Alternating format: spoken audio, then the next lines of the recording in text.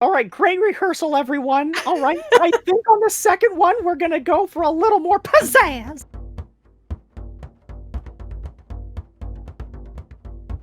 Welcome everyone at home. Yes, we are 4 minutes late. Apologies, a little bit of technical difficulties on my end. So, welcome to the Gateway Wars. This will probably be our only episode for October, because our next episode falls on Halloween, so we probably won't be gaming then. But you might want to pop in, just in case, who knows, we might work something out. I don't know. As always, our game, FeatherFall Tabletop Gaming's Gateway Wars, is brought to you by Skull Splitter Dice. If you want the best and heavy-hitting dice and custom to order, you want to hit up Skull Splitter Dice.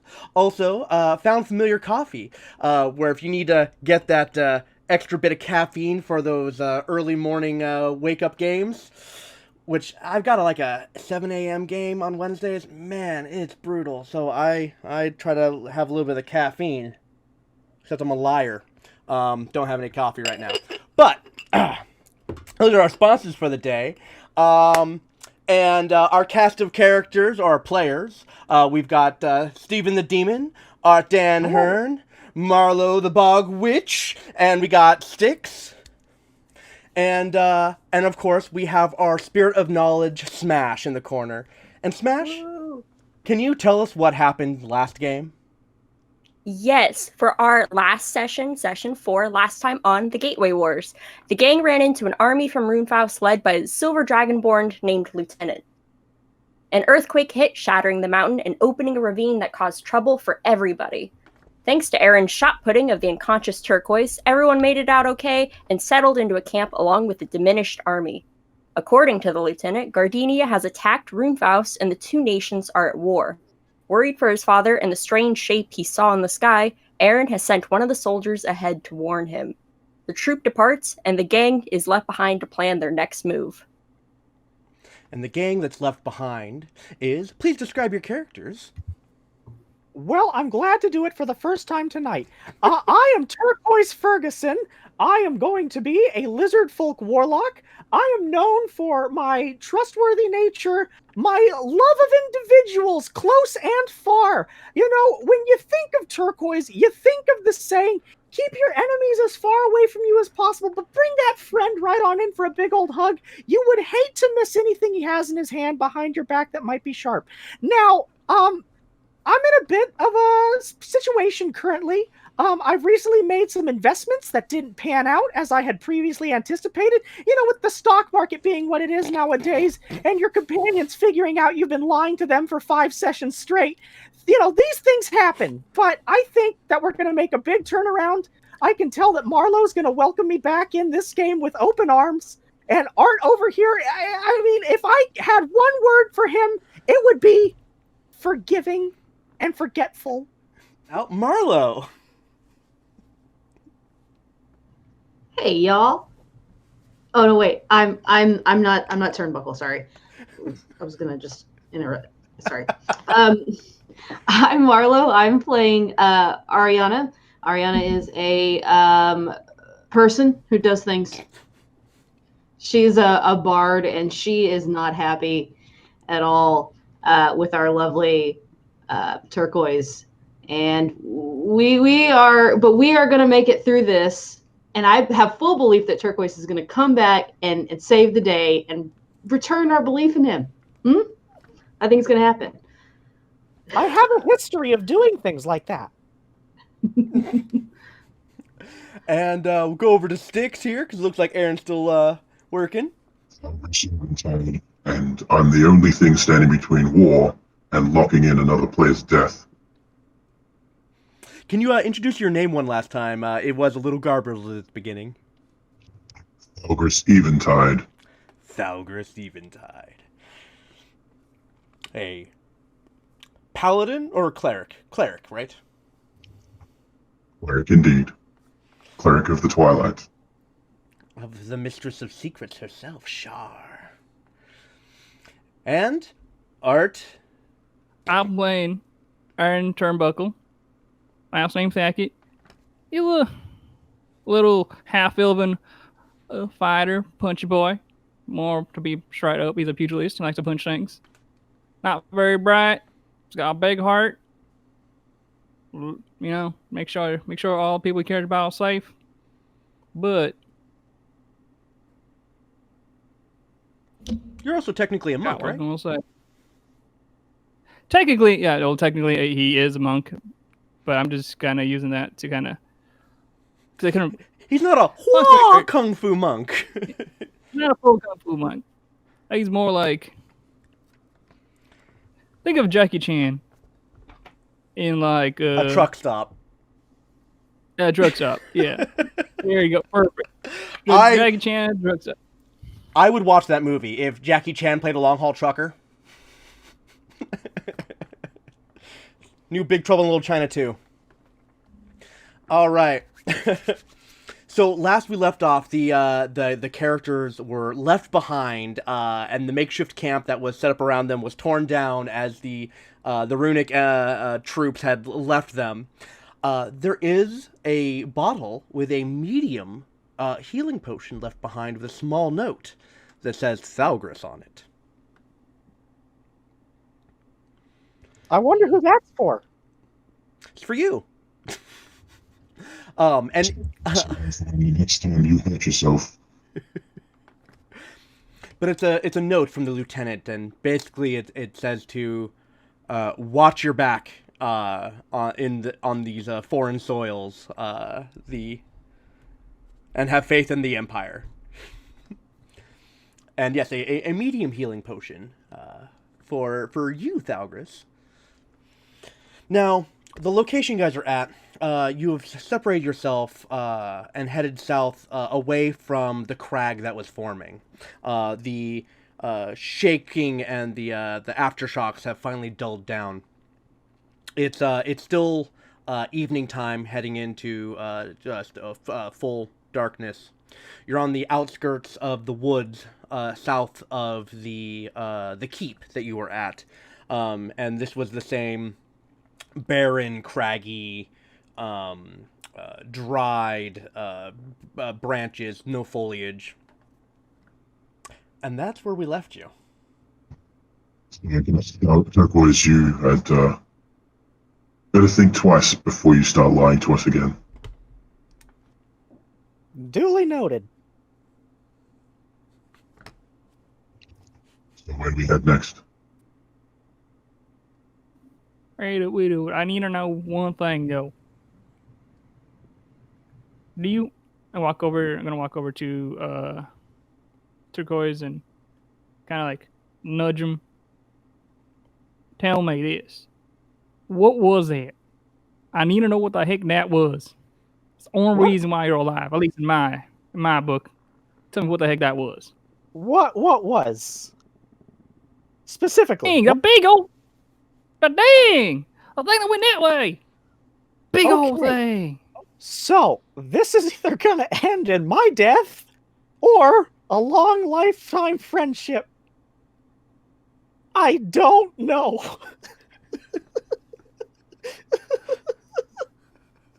But if it's any consolation, I don't know how to find out either.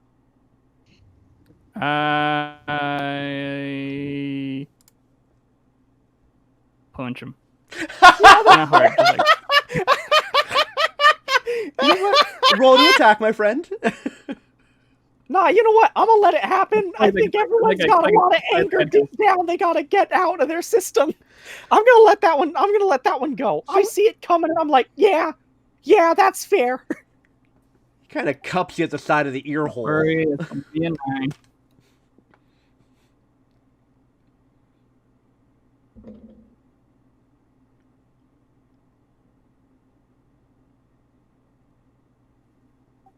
All right, look. I know we're all a little tense regarding the last few... I mean, you know, a lot has happened. So, we're all wondering what to do now, and I know that I'm probably not the person to be bringing up ideas. But, and hear me out,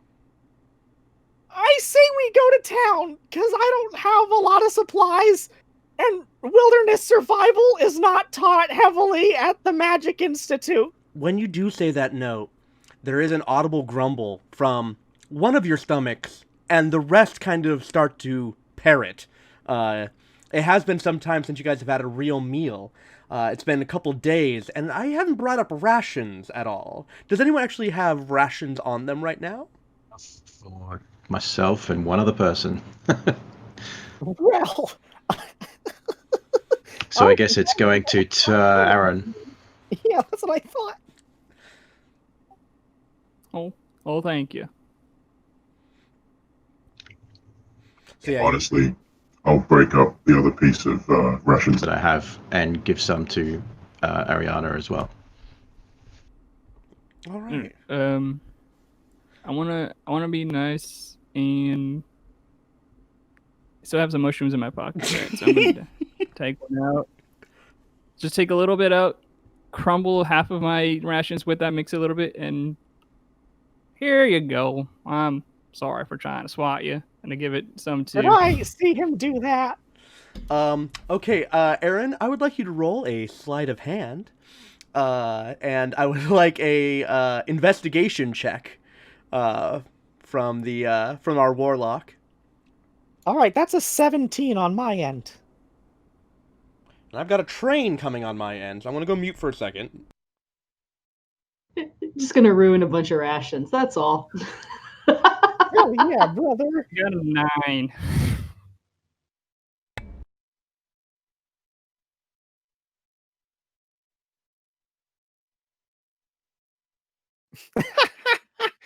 I would like to roll sleight of hand to make it. Just put it in my pocket. Oh, I'm just gonna put it in my pocket. I don't care. I don't care if they see it. I'll be like, oh, they're right. That'll be delicious later. I'm not gonna roll for insight. I'm just like, yeah, it will be real good. And I started like eating mine. Oh, yeah, well, it's delicious.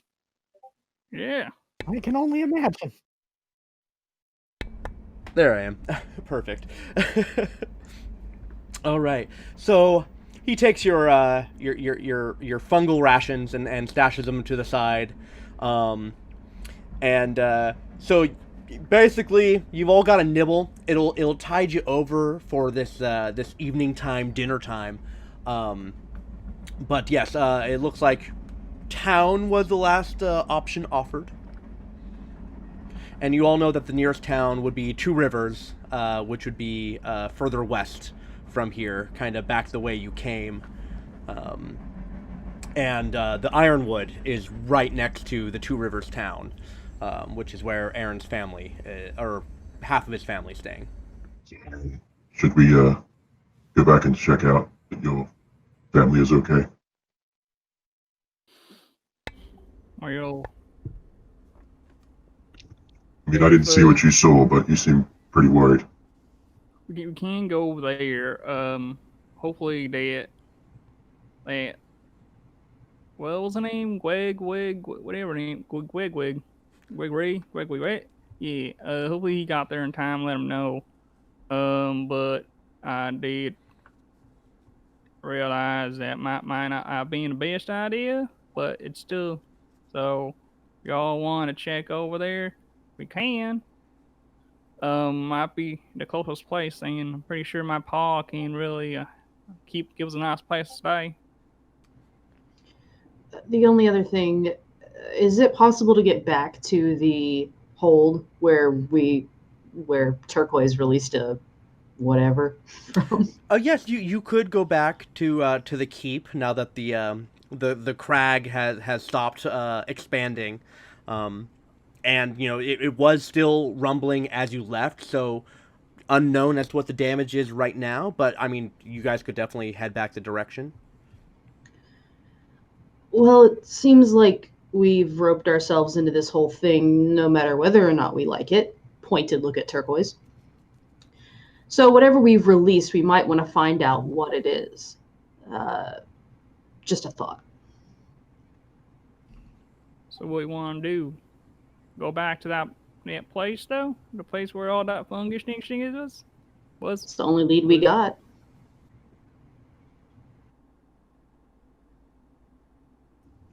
Is anyone good at hunting? I feel like you're going to need some food if we don't stop at a town. That's true. Does anyone in this group have any survival skills? I'll let you take a wild guess on that one. Oh, the poor noble. Yeah, survival skills. I make them fetch it for me. Yeah, survival of the wizardiest. Richest. My Oh. favorite book is Animal Farm, but I don't know why everyone was mad at the pigs. And see what we can find, at least around here first. Yes, if you'd like to make any checks for the surrounding area, they're more than welcome to. Just let me know if you plan on hunkering down here for the night, or if you plan on traveling in the darkness back towards the north. I think that'll have to depend on whether or not we find anything. I'm guessing Art is the one with the most survival skills out here. I think so.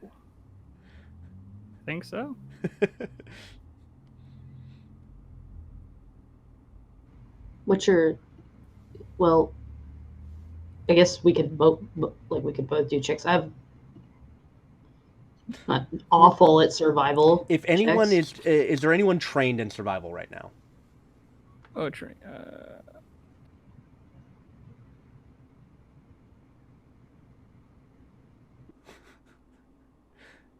Got a little pip filled in? Okay, so if no one has it, then only one roll. But I will let you pick the best of you to roll it. If you're trained in it, you can also help someone and give advantage to someone else's roll. I do have survival proficiency, but I don't know. That's what I'm talking about. Yeah. Oh. Sorry. So either you can roll it, or you can give advantage to someone else because you have training in it. All right, I'll help out Talgris. Oh, all right. We've rolled a 14 and a 19, so that's a 21. Nice. So as you guys are kind of trying to figure out what to do for food, and Thalgris has handed out his rations and split it up and given everyone, except the lizard, a little piece, and it's not enough, and you kind of get to the edge of the clearing that you guys were kind of in, what was left over from the camp. And you just kind of scan the horizon, and Art kind of pops up next to you and just kind of points off in the darkness with his superior elven eyes.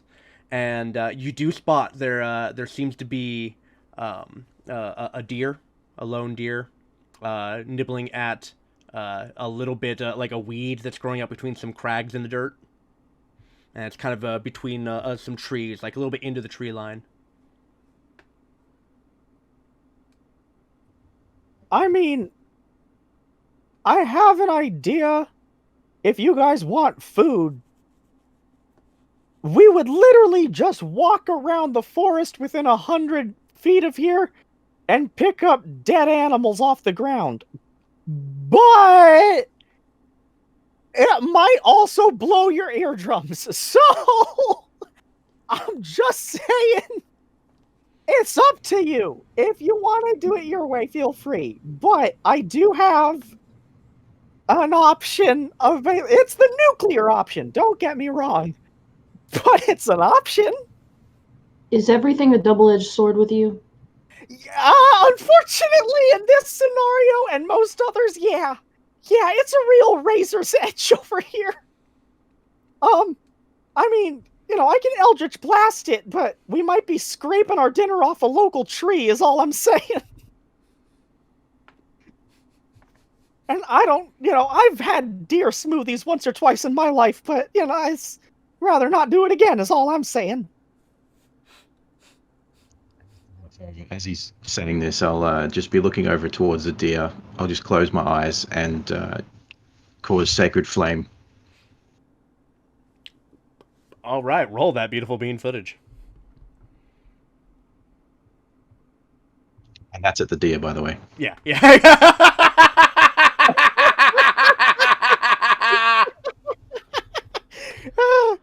Yeah, probably needed to be said. It's 2. What was that? 2 damage. Sorry, once again. Damage. I just keep hearing 2 damage. Oh, 2 damage. Okay. I mean, did you to roll? Oh yeah, it's a save for me, isn't it? It's a dex save. I forgot. Sacred Flame. Oh yeah, you definitely. So yeah. As you do a small prayer, a mote of purplish black flame appears in the air, just hovering about, and the deer looks up, looks around, and then the fire engulfs the head of the deer. And you hear a before it drops. And the flame dissipates and smolders away, and then there's no burnt damage. Because it's holy, correct? It's it's not actual fire damage. It's the Aaron.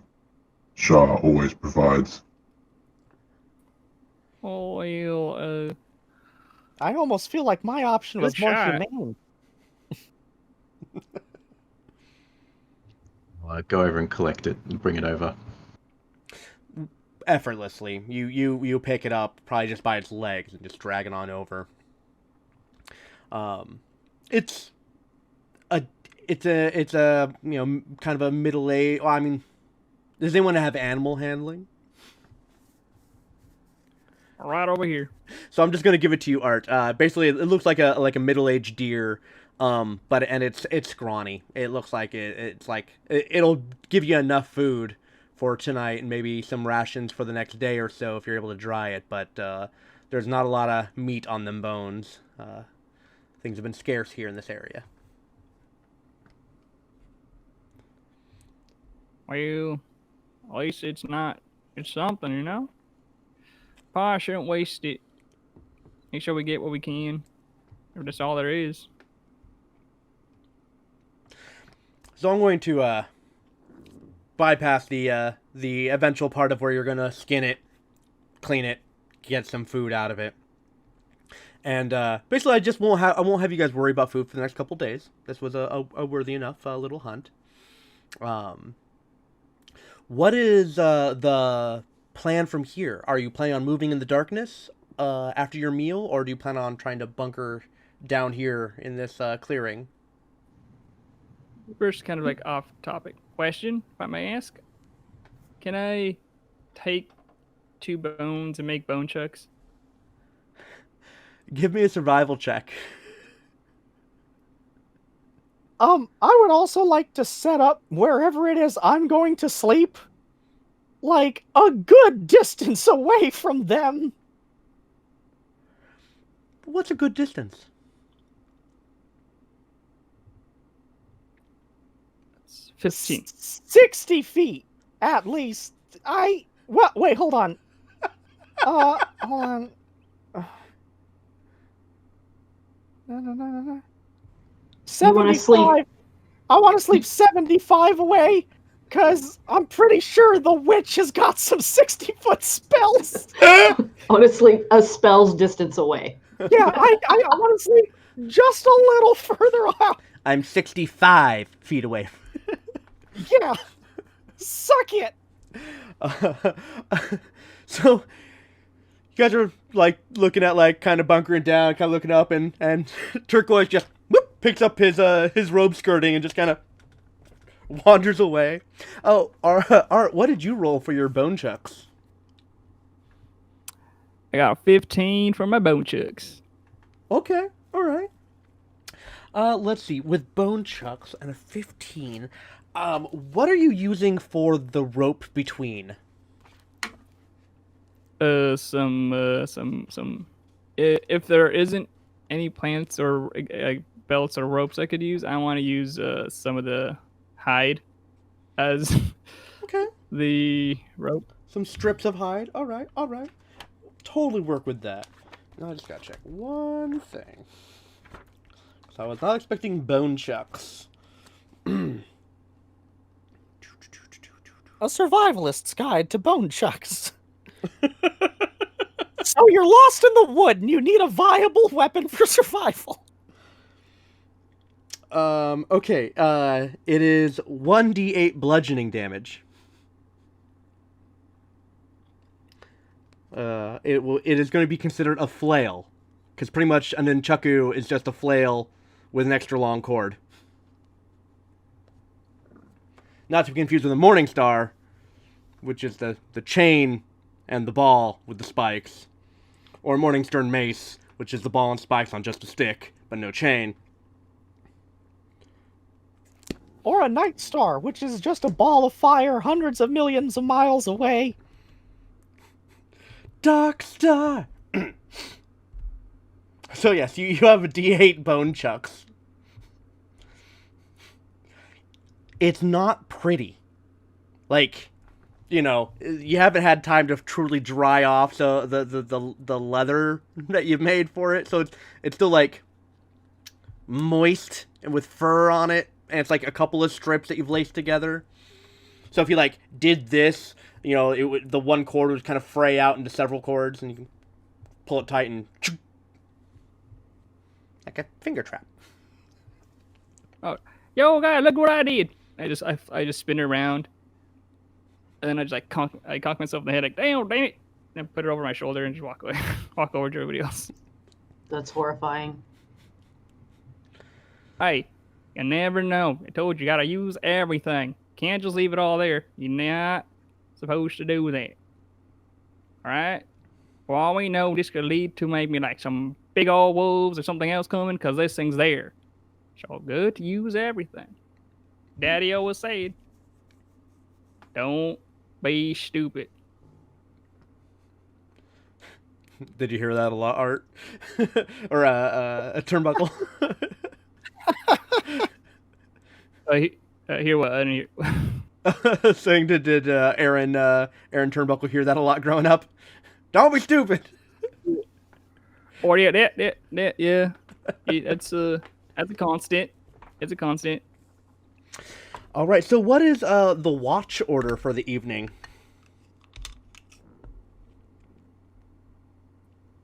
I can take the later shift, like the latest, like later, so that way everyone wants to get their rest, and I don't have to sleep that long. So I'm still full of rage, so I'll take the first one. I don't think they'll sleep near me. I mean, you're not. But I'm going to position myself 30 feet away from the group so that I'm 30 feet between me and That's fair. Turquoise. That's fair. You see Turquoise just set out, like, you know, some of his gear to, like, you know, make it like a makeshift pillow and whatnot. And he just sits down to get comfortable, and then Thalgris comes stomping over and sits down between the two and just kind of just watches you.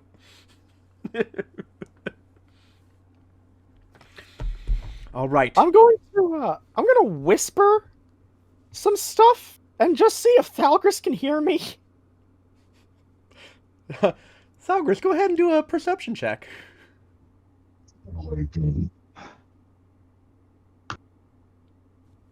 What was that? I said it's been a long day and just promptly go to sleep. I rolled an 8. Ah, perfect. So you got a first shift and a last shift. Is there anyone taking a middle shift? Okay. Let's roll for those random encounters. Is it possible to reach out to that thing in my head? I was wondering when this would happen. Yeah. Yes, go ahead and just give me just a straight D20 roll. 8. I'm gonna say he's gonna be a no-show tonight. And what is your initial call? What's your outreach? That might give you advantage. Liar.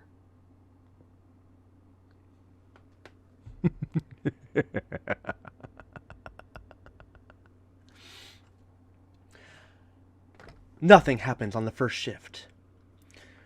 The winds howl, and it got your attention for a moment, since Turnbuckle did mention wolves earlier, but it was just the breeze howling between the trees, and there is no activity. The night sky is clear. It's cold, but not cold enough that you guys need to worry about having a fire. Your cloaks and bundles will keep you warm enough. Second shift. Upon your shift there, Thalgris, the night begins to get eerily quiet. A stillness. And almost feel as if a gentle hand has graced your shoulder. But when you turn to look, there's nothing there. And the stillness of the land eases away, and the breeze continues, and the winds rustle the branches. She watches out for you. And lastly, Turnbuckle.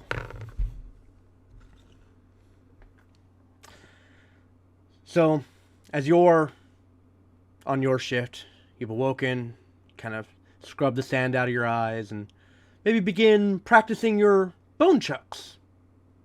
Trying to make sure not to bludgeon yourself once again. And you do feel unnerved, like there's something watching. Great.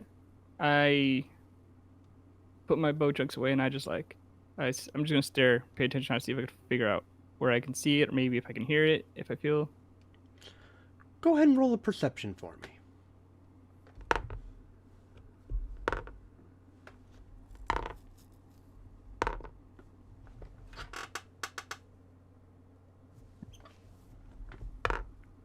Nine. I couldn't roll anything higher than a 6. 411316. As you spot with ease, and they aren't even quiet about it, a pack of wolves come sniffing around towards the carcass of the deer and for the scraps that were left behind. You just see, like, I'm quietly cursing. Oh, shit, I knew it. Fuck, I knew it. Damn it. Oh, fuck. And I'm gonna go. I go quietly over to the others. Okay. So you're trying to quietly move over. Go ahead and roll a stealth for me.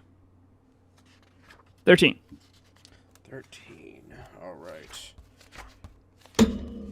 Oh, sorry.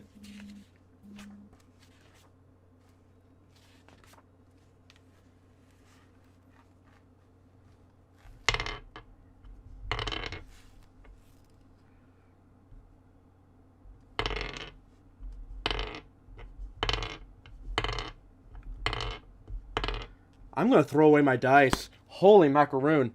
So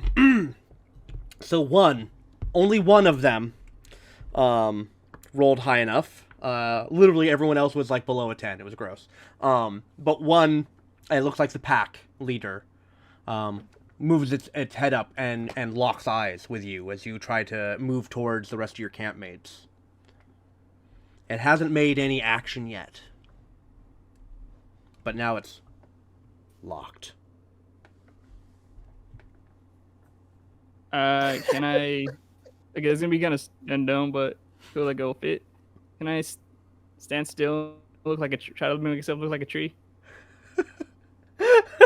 You're gonna try to stand as still as possible. Roll a performance.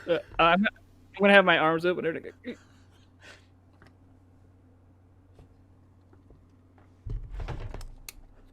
Sorry, it got cocked. I'm just gonna do it again. Okay.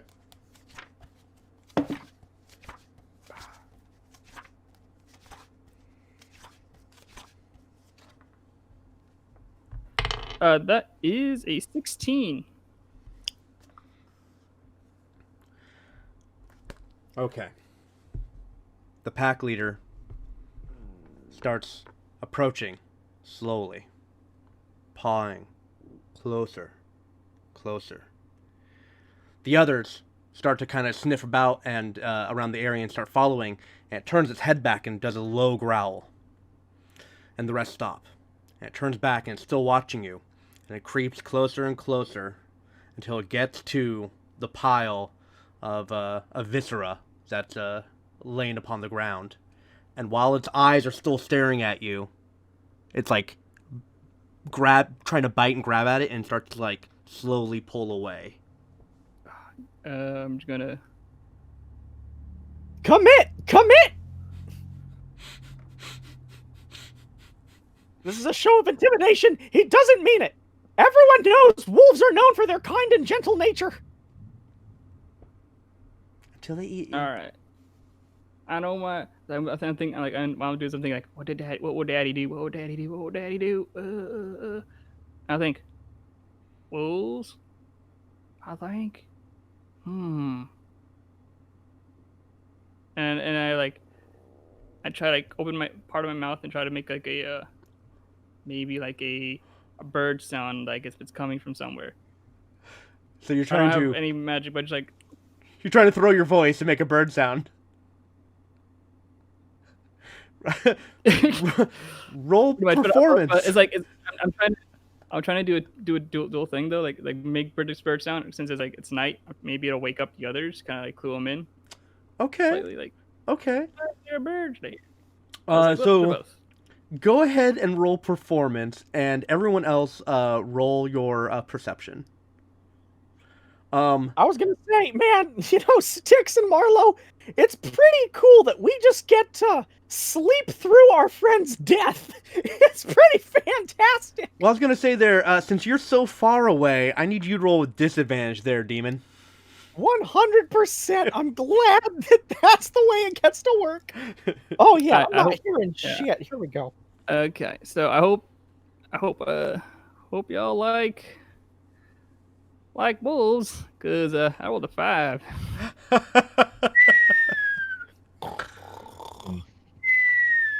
What was that? I rolled a 13.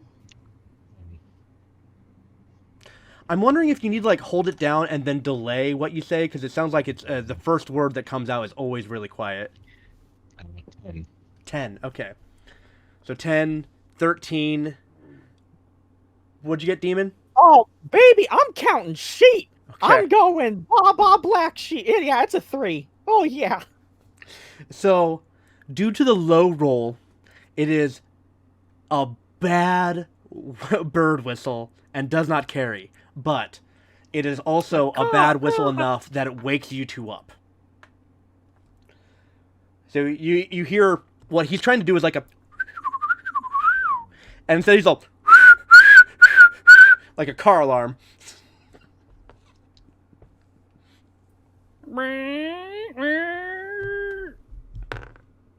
And the wolf drops the viscera and starts growling and picks its head up and starts just like stepping over it, getting closer to you.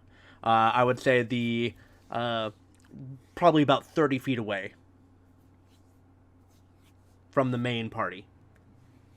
Thalgris, basically they'll be north, you guys are mid, and Thalgris, you're going to be south, and Steven, you're going to be much further south. Yay!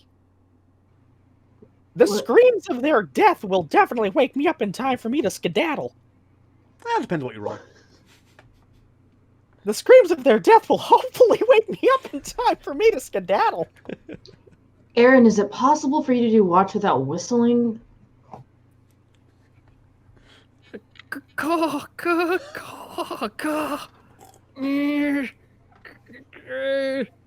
Are you having some sort of stroke? What's happening? Oh god, that's a wolf.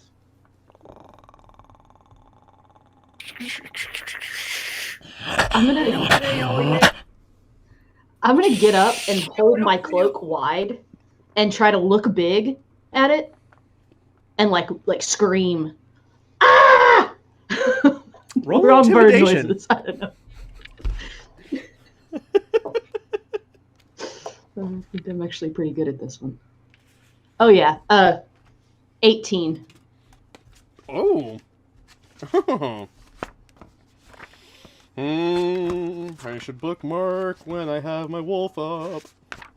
But I'm inconsistent with my skills. Alright. So, used to intimidate the wolf, eh? The wolf will get in. I'm going to give it, and I'm sorry to say this, advantage because it has a whole pack behind it for morale.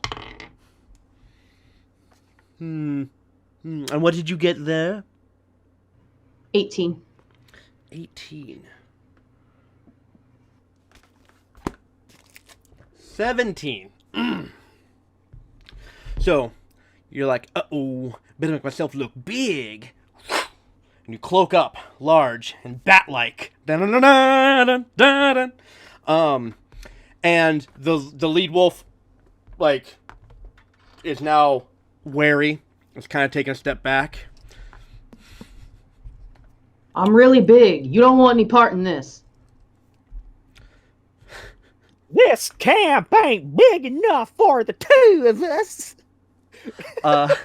Steven, you're now allowed to make another perception roll, no disadvantage. Oh, okay. Thalgris, is there anything that you would wish to do? 15 plus whatever my perception is. You wake up just fine. You hear, "Ah!" I see the wolves, correct? What? I'll let him go first. Kind of still wiping sleep from my eyes, but it looks like you've got this, Ariana. I'm still tired.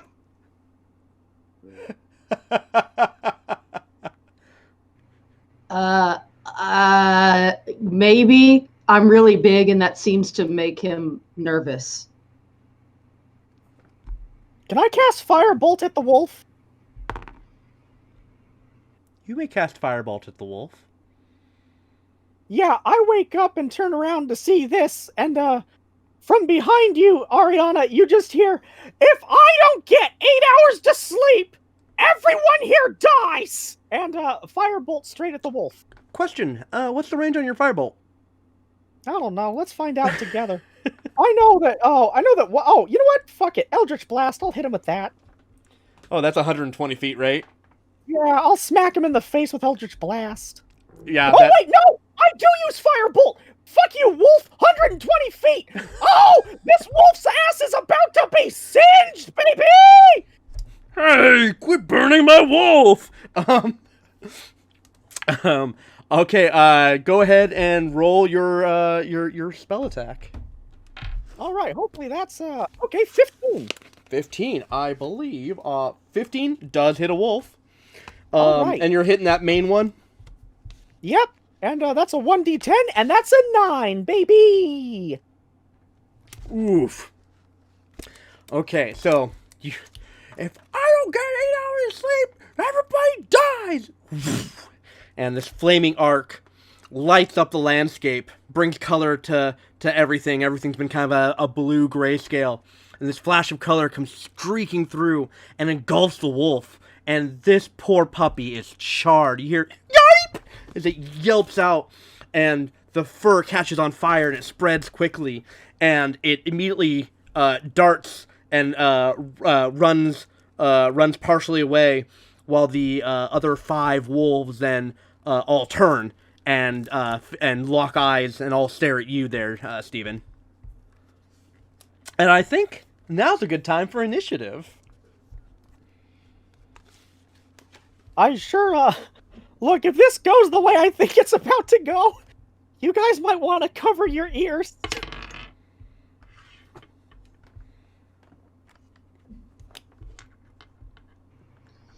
I rolled a 4 on initiative. Technically I rolled a 1, plus 1, so 2. 20 plus 1, so 21. 19, but a -1, so 18.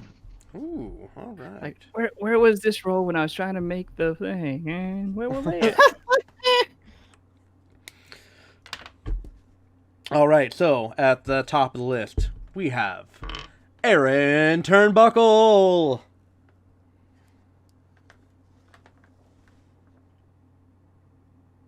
So, Aaron, you are roughly like 25 to 30 feet away from the enemy, or at least from the nearest wolf. They're all rather right, like next to each other in a V formation. Right, and they're all looking at Turquoise right now, right? They're all, and basically, you guys are kind of like in a line where they're up at the top with a V, and then you and Marlowe are here. Thalgris is down here, and then we got way down here at the bottom, Steven, Turquoise. Oh, okay. So I'm still in front. All right. Yeah, and you can tell they're looking past you at the one that burnt their pack leader. So, two things come to mind. One's kind of mean, and one just the regular old thing. Regular mean. Yeah, just regular mean. I'm not sure which one to do. I think I might do the mean, and I'm just gonna turn over to her and go, "Hey guys, want to step aside?"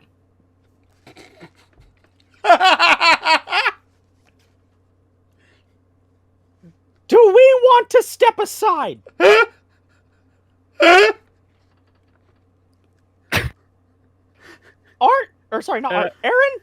I'm gonna cinch 6 more wolves, and then we're gonna have a talk about proper responses to life-threatening situations. Well, like my daddy said, sometimes tough love is the best way to learn. I agree. Hit the wolf. And I walk away. And I go to the right. Okay, so do you just go like your full 30 or just like 15? Just I just go 15 just in case. okay. I go too So you're just far. like just gonna let you guys handle that. Is there an action you'd like to hold, or do you just want to just that is your turn? All right. And this is just for anyone. If any wolf actually does basically attack anyone, I'm going to tackle him. So Okay. So I want to touch. So basically, I want to stay at a good amount of movement for myself to be around her. So go. Okay. Bam! And just take one down. Sounds good. Okay. All right. Sticks. What's dear old Thalgris do? Roll up, stand up, and have a look around. Wonder what the heck Aaron is doing, walking away, and then follow his lead and sort of move into a position where I can hold an action.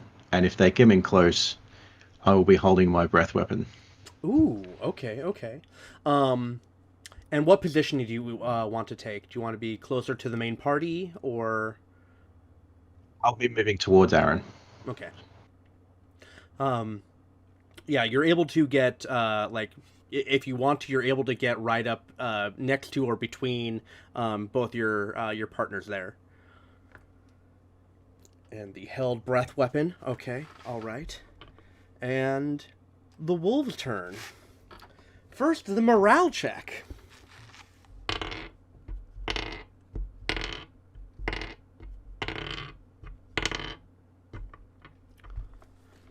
All right, 3 wolves break off from the main pack and start charging.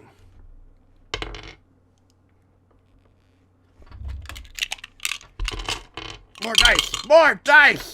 Hi everyone, Steven the Demon here. Do you find yourself needing more dice? Are you not getting the rolls that you think you deserve? Check out Skull Splitter Dice today for all of your dice needs. Good. All right. So it does look like they are breaking away, and they are going to charge at Thalgris because when you approached, they took that as a sign of aggression. So yes, 3 of them are charging at you. And what is it you spew again, my friend? It's acid. I'm going to wait until the last possible moment just before the front leader pounces. Okay.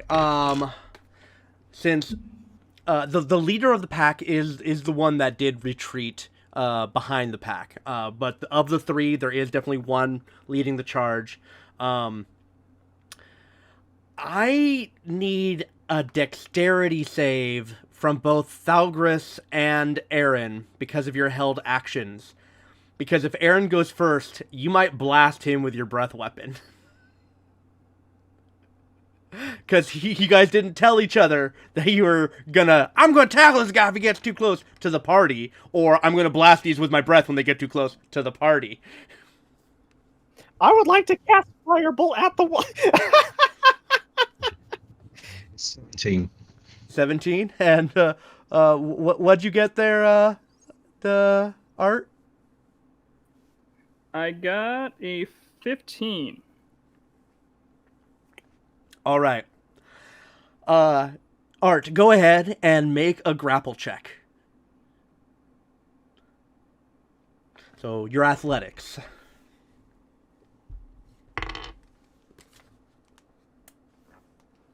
That's another 15, Bob. Another 15. You easily dive tackle and grab onto one of the flanking wolves. And Thalgris, please release your breath weapon. Is it an attack roll? Or do I have to make saves? You make saves. All right. What do we need to beat? 14. Dex save? Yes, dex save. All right, Art, go ahead and make that dex save. No. Okay. Double damage? Out of one. Well, this makes sense. So, only one of the wolves made the save. So, one wolf, the one that got tackled, and poor Turnbuckle took the brunt of the damage meant for that wolf. So, go ahead and roll your damage. Do you wish to roll once for all parties, or do you wish to roll for each party individually? One for everybody. All right, let's do this. And as it happens, I'll be calling out. Shard guides me, but this one's on me. And that's 9 damage of acid. Wow. All right. What'd you get there, my man, Art? Oh, sorry. I got a little distracted. What was I rolling? Get above a 14 dex save. Yeah, that was. Do I need to do a second one? Yeah, so one was to see who would go first in the order of events of like tackling and blasting. Now you're just trying to avoid taking full damage from this acid blast. That is it. So, 20. Damn. Dirty 20. So, is this half damage on a fail, or is it no damage on a fail? Or, I mean, a save, I'm sorry.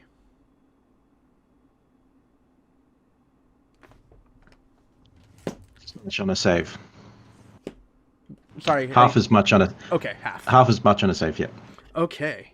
So, go ahead and take 5 damage there, Milado.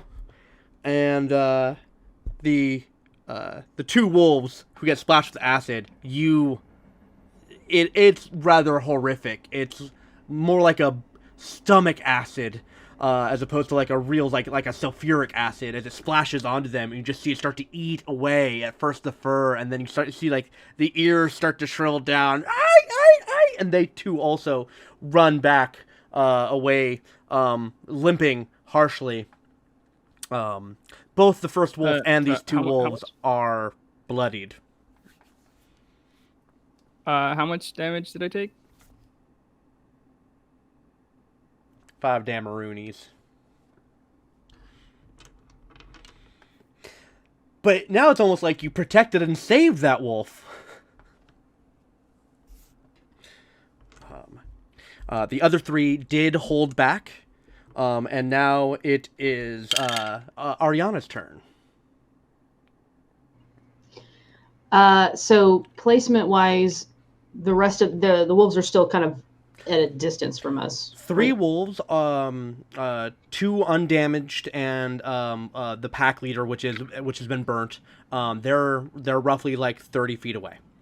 The 3 that just rushed you are like literally within arm's reach, like maybe 10 feet away at most for you there, Marlo. So I'm going to cast Cloud of Daggers directly in front of me, but so that I don't hit Aaron. Okay. Because he went to the right? Yes. So yeah, right in front of me. Mm-hmm. Fill the air with spinning daggers in a cube of 5 feet on each side, centered on a point you choose within range. Just centered on the ones that are directly in front of us. Okay. And the creature takes 4d4 slashing when it enters the spell's area. All right. And so you cast this on the initial one, and you said you're basically getting the nearest wolf? Yes. Okay.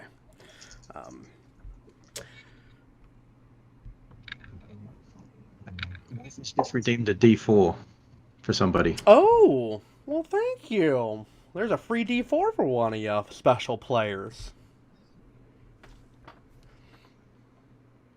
I'll let someone have it who might need it. I got 8 damage on that. All right, so your House of Flying Daggers just shreds up this poor decaying wolf before your eyes. It's almost a mercy and a sweet, quick death compared to the blistering that was occurring all over this poor beastie. And yes, it is just minced to ribbons. Any bonus or movement actions? Yeah, I will... Wait. Oh, I still have Bardic Inspiration. Good.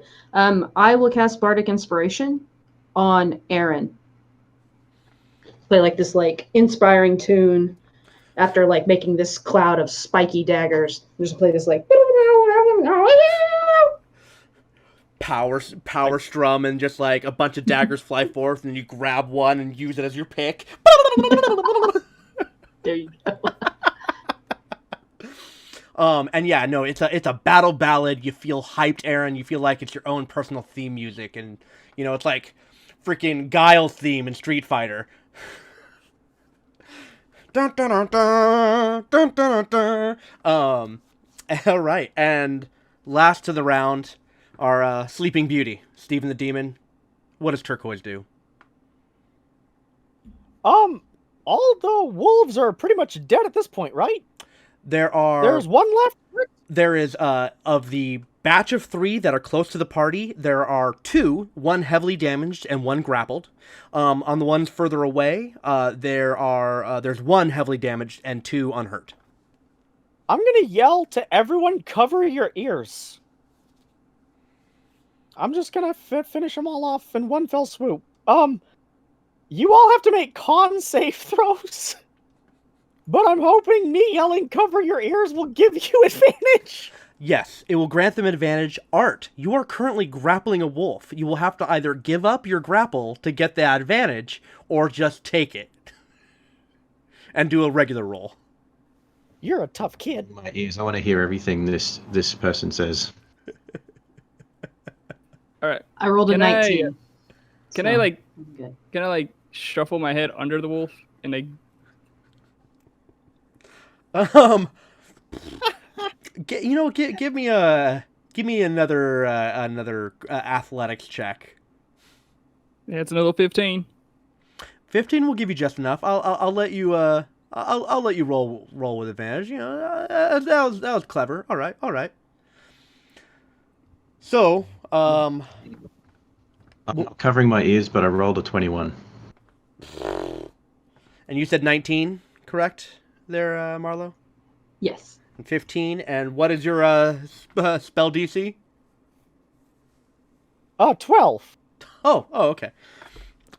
And what spell are you casting? Thunderclap. I'm pretty sure that's a what 5-foot radius around you.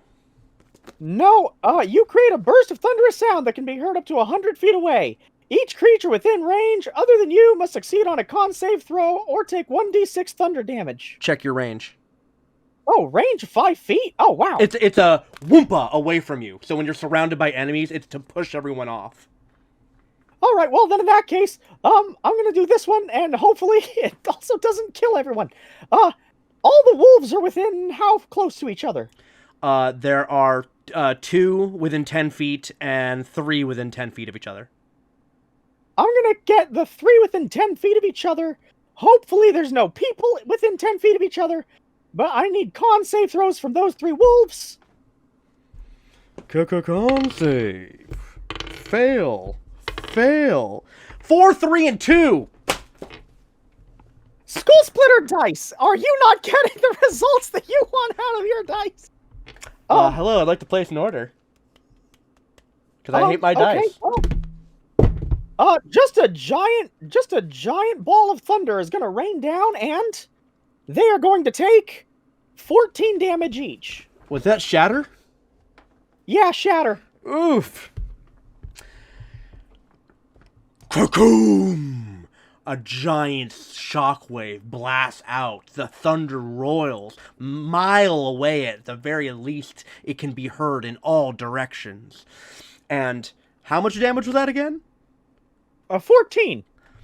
And in the exact spot, you see like a little flicker of electricity in the center as for where the shockwave suddenly occurs, and they burst.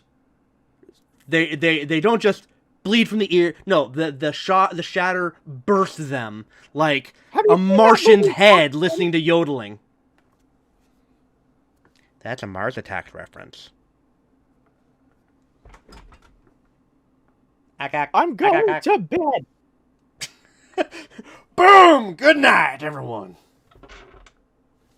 Is the wolf that I'm hiding under still alive? Okay, so those are the ones closest to you. Yeah, that one hasn't taken any damage yet. He took care of the pack leader and the 2 that didn't charge you. I took care of the cowards. Yeah. I opened fire on the civilians. I mean, why change your habits? I broke the Geneva Conventions. Yeah, but I mean, does it really count? Do they have a flag? You got me there.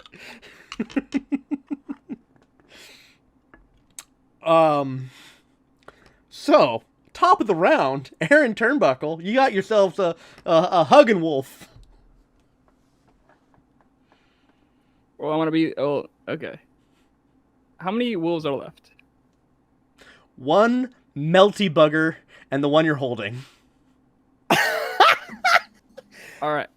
I'm sorry. I just read. I'm gonna. Oh, good. Sorry. So I want to like scrunch over towards this wolf's face and be like, "Hey, just looking. You'll see what we did. You'll see what we did." They're like grabbing his cheek. See that? That can happen to you. If you don't want to die, you want to be my doggy. Roll animal handling? I do love that Wolfskin said exclusively me am not allowed to use his D4.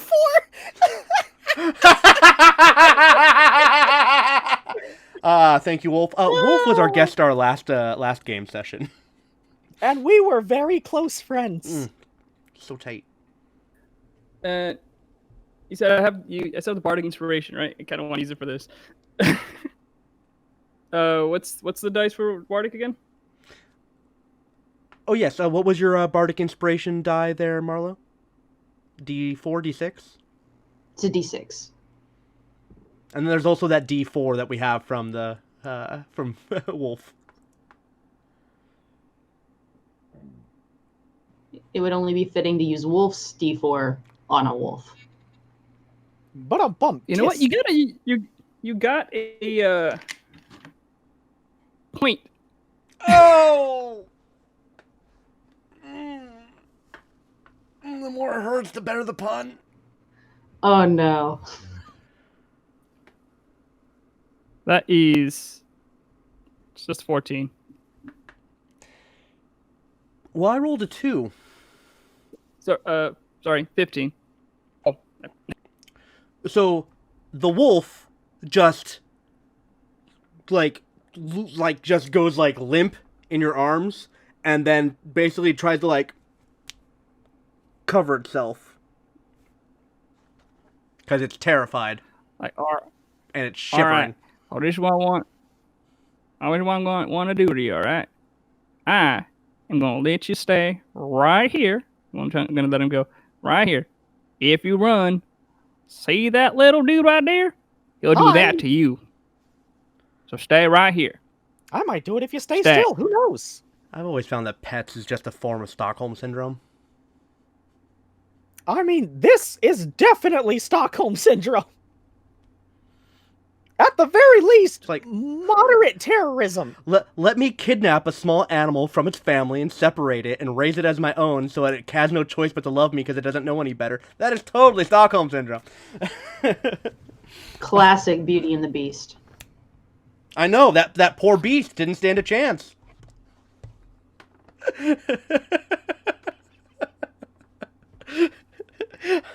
Styx, it is your turn. As you see, Art just like grabs the dog, or the wolf is just like, "Hey now, like, you don't want to be like your friend now, do you? Your melty friend, like, you're gonna be my pet," and like just puts it on the ground and just, and then there's just the other one just,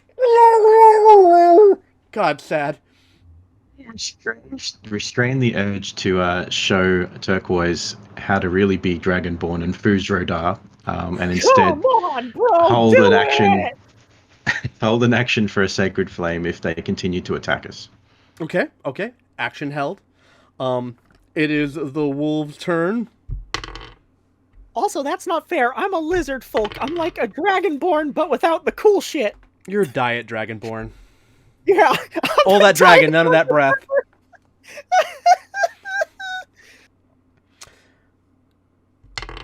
Yeah, lizard folk really are just dragonborn minus the cool stuff, add more distrust.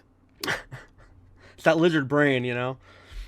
Yeah. So the injured wolf is trying to make a break for it. It only gets to run like 20 feet, but it's trying to get away. And the other one is cowering and is refusing to move. Marlo. I'm gonna let it run. Okay. Battle is concluded. Oh, I don't let it run. I take that back as a firebolt comes streaking across the sky. Yeah. Thaddeus will jump out in front of the firebolt and take it. Ooh! Oh, come on. Roll it! Well- Roll it! Yeah, I guess I'm rolling a d20 against a wolf. Okay. 17 plus 4. That wolf is getting smacked, baby. And you, Thalgris, you want to try to jump in and take the hit? Go ahead and do a dexterity saving throw. Since you held your action, I'm just gonna let you try to do a reaction. No. I actually rolled the wrong dice. 13, so I 13? thought it was a d8. 18. 18. Oh yeah, no problem. So you just run out in front, and Oh, fuck me. how much damage did you do? Bro, you're taking the fattest fireball I can muster just to the dick, bro. I just showed you what a non-dragonborn can do. Because you're taking 10 damage, bro. Yeah, I breathe fire from my fingertips to your dick.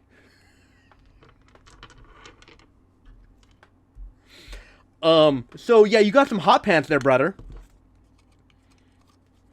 And yes, the wolf makes it to the tree line and escapes. At that point, I will turn back to Turquoise and using Thaumaturgy, I will say, Let them go. His voice echoes to almost the same volume as your shatter spell earlier.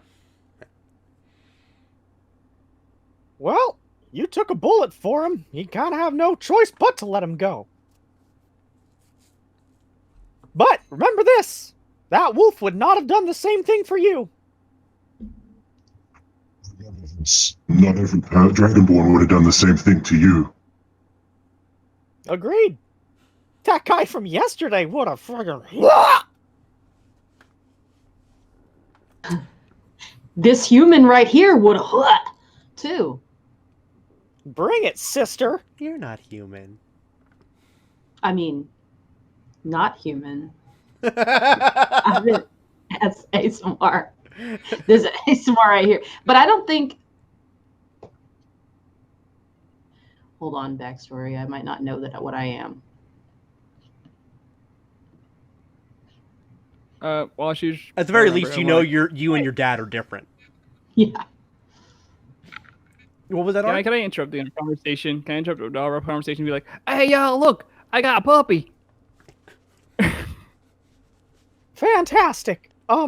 If he bites me, his fate will look very similar to the scene in front of you. And I go back to sleep. I was like, if he, don't worry, I'll make sure you won't do that. I was gonna hurt you much.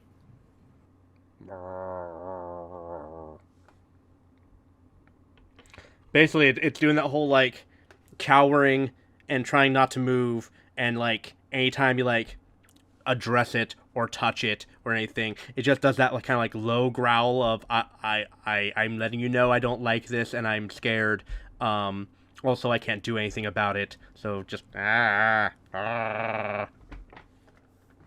gonna grab up some of the, like, intestinal matter that we left behind of the deer.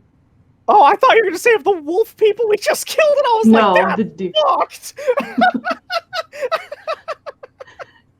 And, like, offer it to Aaron and be like, they always go for the guts first, I noticed. It might like this. Thank you. I grab it. I put it neatly in front of him. I was like, "Hey, I'm gonna talk to. I'm trying to try to pet the wolf. Hey, I wasn't the one who was trying to kill you. I was just gonna go let you bite him. You know, I just stood there like a tree. That little guy was the one who tried to kill you. Don't be scared of me." Don't you turn this on me like I tried to kill them, like I walked into their camp and started rushing their friends. You know what? You know what? Demonize me all you want. Pun mildly intended, but I will not let this stand. as you're chatting to the wolf, it eagerly takes the intestine and starts going to town, just mawing it down. And you also then notice that, oh, yes, this is also a very weak, stringy, no meat on the bones, starving wolf. The thick hair kind of disguised it at first, so you couldn't notice at a first glance. But now that you're up close and personal, the rest of your night. Well, I'm gonna stay there with. If we're all gonna be sleeping, or I don't know if that's going on. I call I'm sleeping with the wolf. Okay, we're good. That's illegal in most states.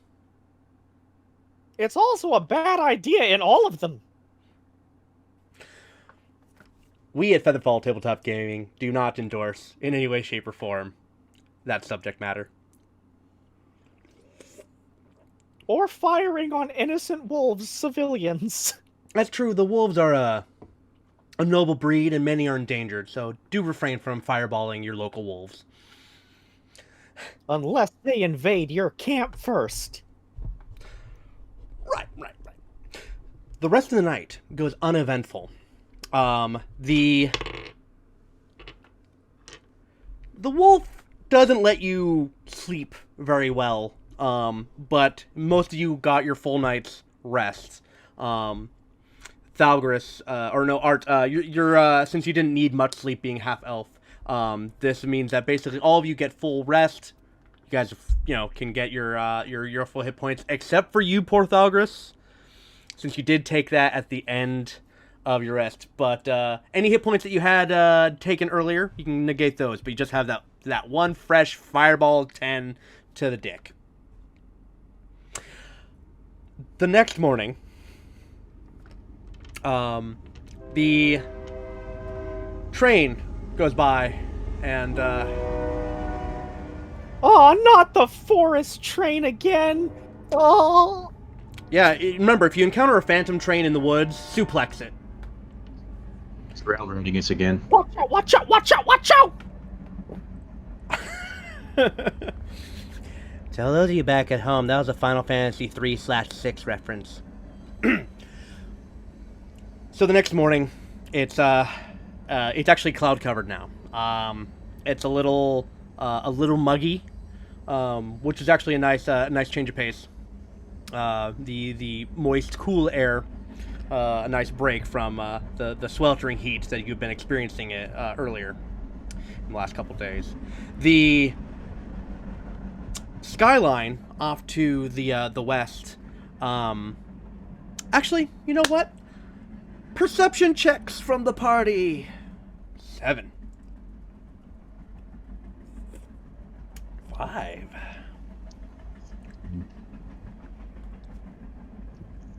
$19.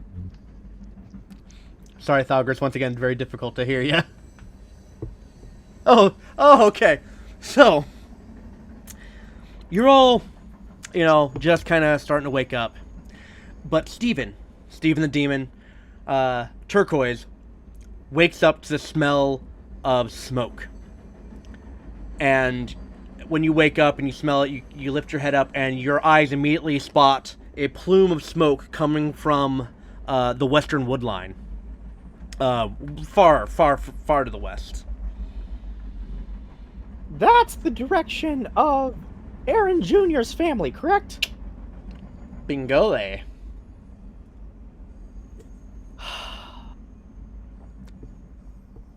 About how far is it, if I had to guess? A handful of days? Almost like the same amount of days it took us to get here. Well, a little bit more than that, but just about, yeah. You did bypass trying to go to town to go straight to the keep. No. Under... No. This isn't good. Beguiling. We're going back that way either way. They're not gonna believe me no matter what I say to get them to go any other direction. And so, I am left with one of very few options. And so, the option I'm gonna go with is... Man, that's a lot of smoke! Sure looks like it's coming from the way we came! I sure hope no one's getting gravely injured over there!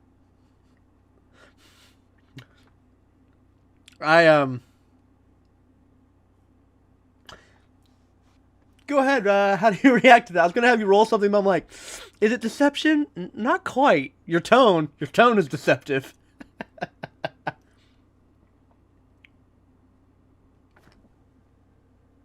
Alright, let me try this again. Aaron! It looks like there's a big problem coming from the direction in which you love most! Home! I'm like, ooh, what? And I turn around like, holy hell, holy fuck, what the hell? Guys, look! I just point. Oh my god! What are we going to do?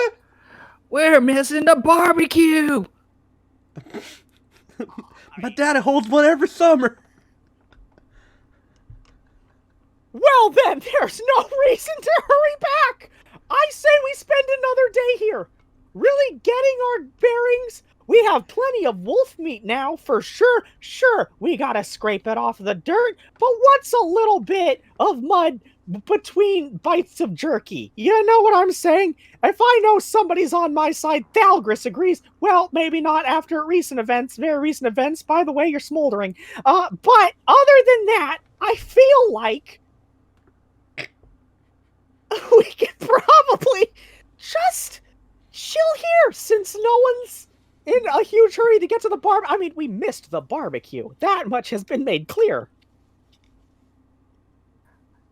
No, wait, you never know. My daddy always makes a lot. Makes it up for all the workers. She'll be some more. Why don't we go over there? We're so hungry. And this little guy, pinning the wolf. I couldn't agree more. Food.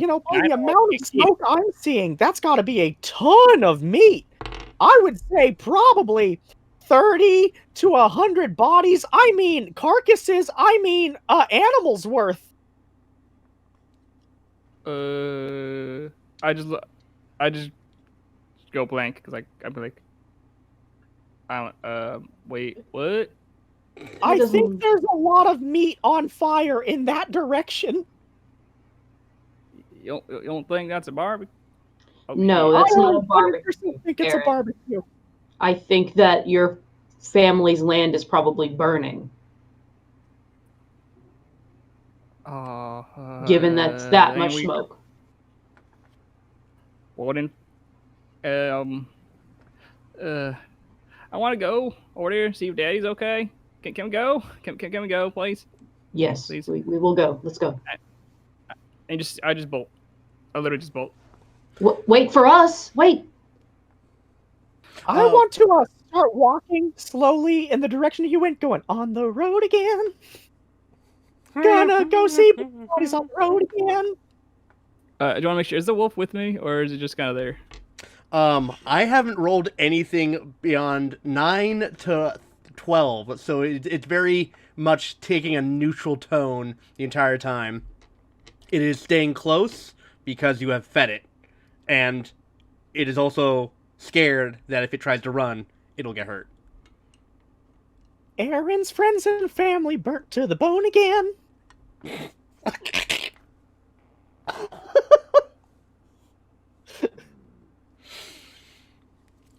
Demonetized. Parody. It's all fine. Oh, parody law. So you do know that it does look like it's in the direction of Two Rivers, which is the nearest town to your logging community of Ironwood, which both are west from here, and Ironwood's just a little bit north above the Two River City. You can assume that the river that you had taken to go downstream towards the coastline, towards the keep here, was one of the two rivers that passed through Two Rivers, the town. And that the other river, which the same mountain that had cracked open due to the earthquake, that's where the runoff was coming from, and there's a river that goes west and south. So it's kind of like there's two rivers that do this, and you had taken the one, and taking the other should get you at least two rivers, because it's right at the city was built at the intersection of the two rivers. I'll just be running after Aaron, following him. Like, I'm just as much interested to find out if this has affected my uncle. Because he's also in the Ironwoods, yes. Mm-hmm. The Does it look like rich neighborhoods have been affected? I mean, one can only... unknown at this point. This is all very relevant to me. I'm in Oregon, everyone. When we just had those big fires, so it's just like, it's a little close to home. I don't know why I went with this premise. Anyway, so yes, Aaron. Mother and father live in a brick house. I'm fine. It's a brick house. House. Demonetized. So Aaron has sprinted off towards the westerly direction, just west. No real aim so far, except for like towards the plume of smoke. Close behind, we have Thalgris, clang, clang, clang, clang, following behind. The two of you. You said you were walking there kind of slowly, but along the trail there, Demon. I mean, just enough to keep up, but I can't imagine they can run for 3 days. Yeah, Though I this would isn't like like Lord to of see the them roll Rings. to try. And Ariana, you're also trudging along. So what is the marching order then you choose? Probably coming up the rear. Yeah, I would say probably right after Thalgris. Okay. 1, 2, 3, 4. Okay, perfect. Just so I have a good visual. As you're traveling and traipsing through the woods, what is the exact plan besides just V-lining straight to it? Oh, at least for me, if we're going through if there are going through any other towns, he said that there's a Two Rivers is right there. Two Rivers is like a the little nearest town. So if we go through there, I want to see if I could ask questions if they know, like, if they've heard of anything or anything been going down. A few, like over towards where my home is, like Okay. maybe like I said, just anything. All right. So this is going to take a few days of travel. So we're going to speed things up a little bit. And I'm just going to see how bad things get for you. Okay. So on your first day of traveling, you don't encounter anything. The wolf by your side kind of growls every once in a while when it seems like there might be something dangerous, and changing paths here and there. You've pretty much stuck to like deer trails and have kept kind of a low profile. But there is the issue of you've only got so much of the deer and wolf meat left, and it starts to become evening time, and right now you're kind of in the thick of the woods. This set of woods, though, has finally started to separate from the barren trees without any life to getting a little bit more lush. Because you're getting kind of further away from the river that you had been traveling down as well. And so there hasn't been as many mushrooms, the purple sprouting sleep mushrooms around. So you see that the area starts to kind of clear up from that and starts getting a little bit more lush, a little bit more green. But you just kind of just broken into kind of that new environment when it's become nightfall again. Do you wish to keep your same sleeping pattern? Yeah. Do you still get 60 feet away? You're goddamn right I do. 75.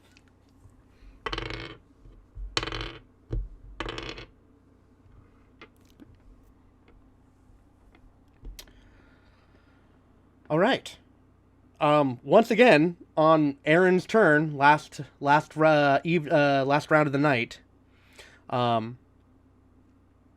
you've hunkered down. You've kind of made a makeshift camp with what measly supplies you guys have. You know that tomorrow you will definitely have to find some other form of nourishment. You've pretty much had the last of what you can maintain right now with the deer and everything. And Aaron, you're awake on your shift, and the wolf is there with you. But the wolf is very alert. The ears are perked up. They keep kind of twisting and tracking movement of something out in the woods. Can I get a perception check from you? Yeah, it's an 8. Okay. So you try to peer out with your half-elf eyes, and you don't spot anything, but you do hear...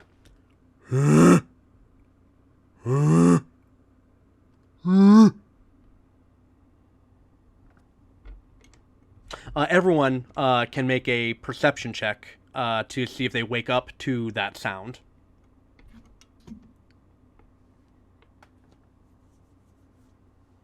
Oh, 17 plus... Oh, 17. You wake up. 16. You wake up. 20. 20. Oh, yeah, definitely would. So, as soon as the first sound is heard, all three of you snap awake.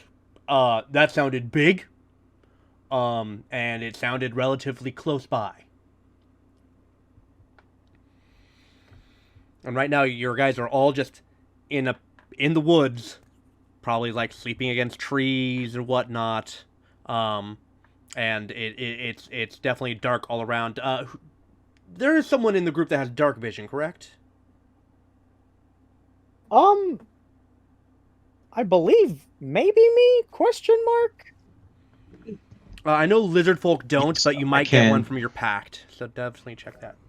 I do. have dark vision through my cleric. Oh, okay. Yep. I also have dark vision. I do Me not. too. I have it also. Okay. So everyone except Steven can kind of you make out a shape. There's definitely a large shape, maybe more than one. It's hard to tell as they're shifting through the woods.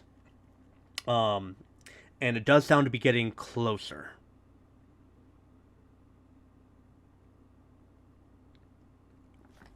I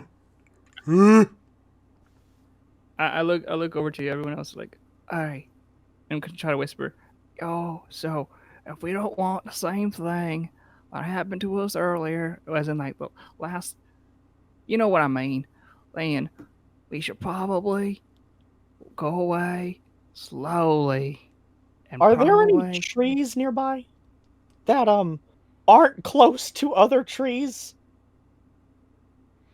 You're kind of like in the middle of the forest, so I mean there are trees that are like maybe slightly separated from each other, but there's not like one tree in a clearing. Okay, yeah, I didn't think so. Continue with your plan, Aaron. I just had to think. I was thinking, so what I'm basically saying is that we should probably get the hell out of here, and but as quietly as possible. Well, that thing. Can I see if I can figure out what that sound was? Can I? Sure. I heard a Roll a investigation. That's an 11. An 11. It definitely sounds like a beast. It doesn't sound like anything unnatural.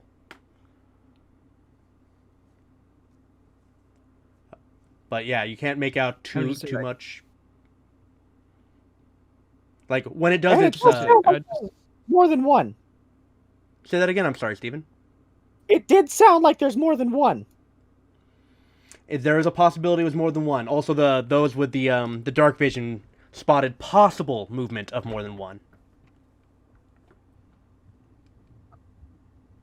Going to look down and around, make sure everyone's at least close to me at the moment, and then I am going to say, Let the chilled warmth of Shah envelop all. and I'm going to cast darkness on myself, so that darkness spreads in a 15-foot sphere around me. And then I am also going to use my Eyes of Night ability to grant the party my dark vision, which is dark vision out to no maximum range for the next 10 minutes. And we can see through it, and yep. Excellent. You say your I blessing. suggest we should leave. You say your blessing, and you put your hands together, and then as you open up and spread your hands out, a literal darkness, a shadow emanates from your hands, and then spreads out and envelops slowly over the group. And those of you inside the bubble, you see the shadow, and then as soon as the shadow touches ground, it fades away and it's translucent. So it's like there's a gray or smoked piece of glass that's surrounding you that you can see through.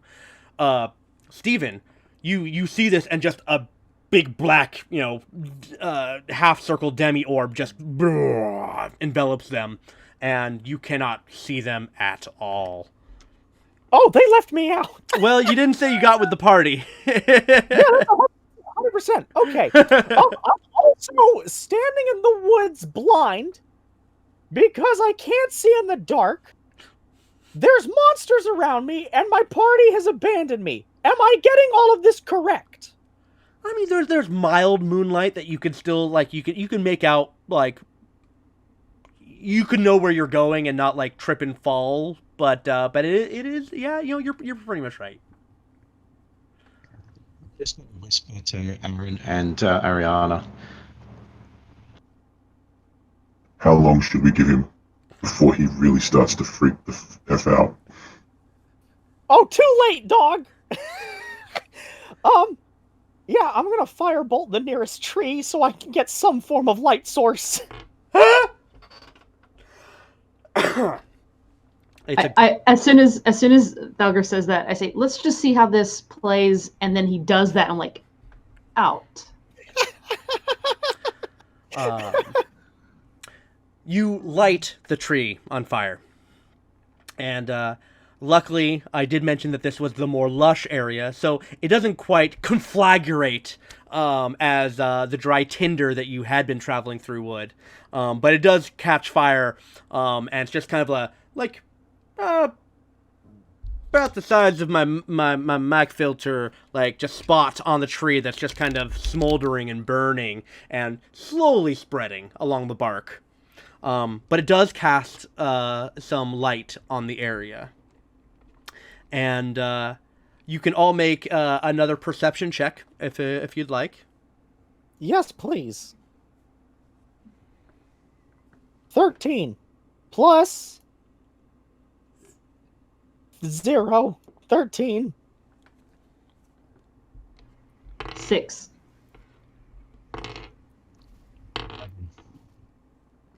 What was that there, Thalgris? It looks like your lip said 17. Oh, 11. Okay. I got a 8. 8. Okay. So, Steven, you got the highest number, yes? All right. I did indeed. Hello. So, you light it on fire and then you kind of frantically start looking around, and you see it looks like a big dog. Like, it's not like a wolf, but like stockier, thicker. But it's like, it's low to the ground. It's, about the size of a big dog. And it kind of like wanders out into view. Give me a nature check. Okay. I don't know what it is. What'd you get? That's a 4, and if I'm not mistaken, that's a minus.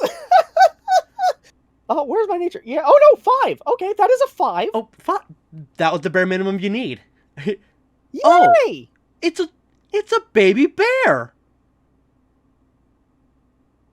That's a baby bear. Yeah, like it comes up to like to your calf, or not calf, to your like mid thigh. That's a baby bear. Yeah. We're about to get fucked up! I yell that to the party. As the little bear makes some loud noises in response. I mean... Oh, wait! Hold on! The one thing I actually know about bears IRL is loud noises! I cast Shatter 20 feet away from me. No one's there, but I cast it!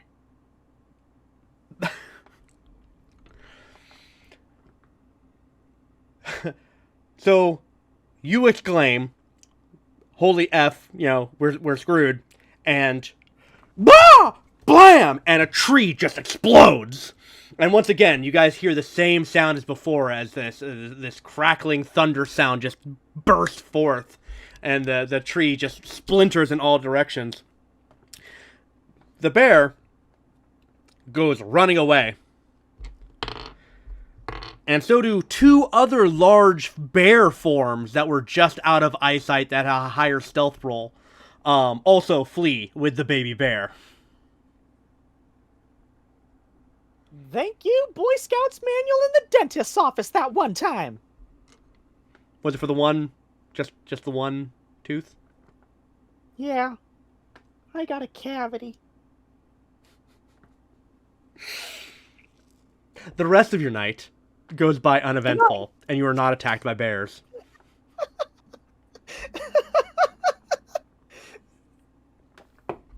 Ooh, but the wolf at your side starts growling very angrily and is staring hard at Stephen the Demon, or Turquoise Ferguson. I'm going to watch it do that and just look at Aaron and just say, "You remember what I told you, right?" I look stupid and like, what? Yeah.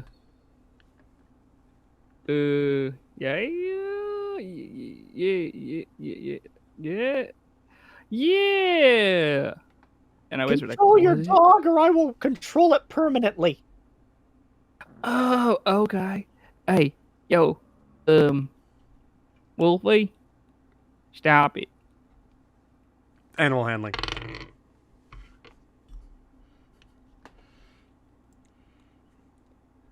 You don't just get a wolf companion, you gotta earn it.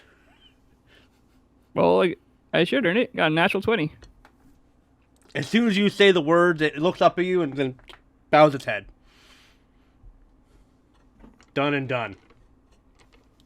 I pet the back of his ears. You know, I'm really coming around to this wolf. You know, it watched me liquefy 3 of its friends, and it's still like, I could fucking take him. I could fucking take him. You killed my entire family. I'll get you one day. One day. But none of you can understand wolf. Not even a little bit. The next couple days go by without a hitch. I'm just gonna just quick through this. I just need someone give me a roll for your overall hunting and trapping and whatnot, and I'll get you to your destination.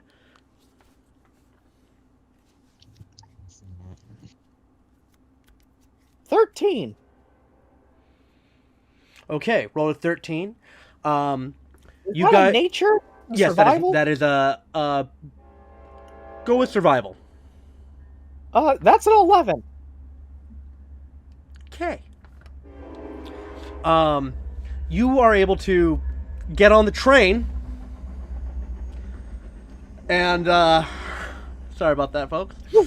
We summoned with our thunderclap. Train. You're able to forage enough berries and tubers, just enough to scrape by when you finally make your destination. You're hungry. You do not have any form of exhaustion, but when you finally break the tree line and you see the, you first see the river, the northern river. It seems that you've been traveling kind of a northwest. And you've come to the river that's supposed to lead to the Two Rivers town. And you can see down the river, now that there's like, you know, not such a thick canopy above you with the tree line, you can actually see down below maybe just a couple more hours travel, and you should be able to make it to the town. But you do see that there's just smoke billowing from the village off in the distance. Also, along your trek, you do notice that there's a bunch of left out and old fishing traps still stuck in the river that haven't been tended to because they're overflowing with fish. There's so many fish caught up in this thing. Like every trap, they've even got like, you know, a net strung from like one edge of the river to the other, and it's just dog piled up to the point like there are some fish that are kind of like hitting the pile and then kind of flopping over. I'm gonna stop and just stare at the traps and just call out to everyone.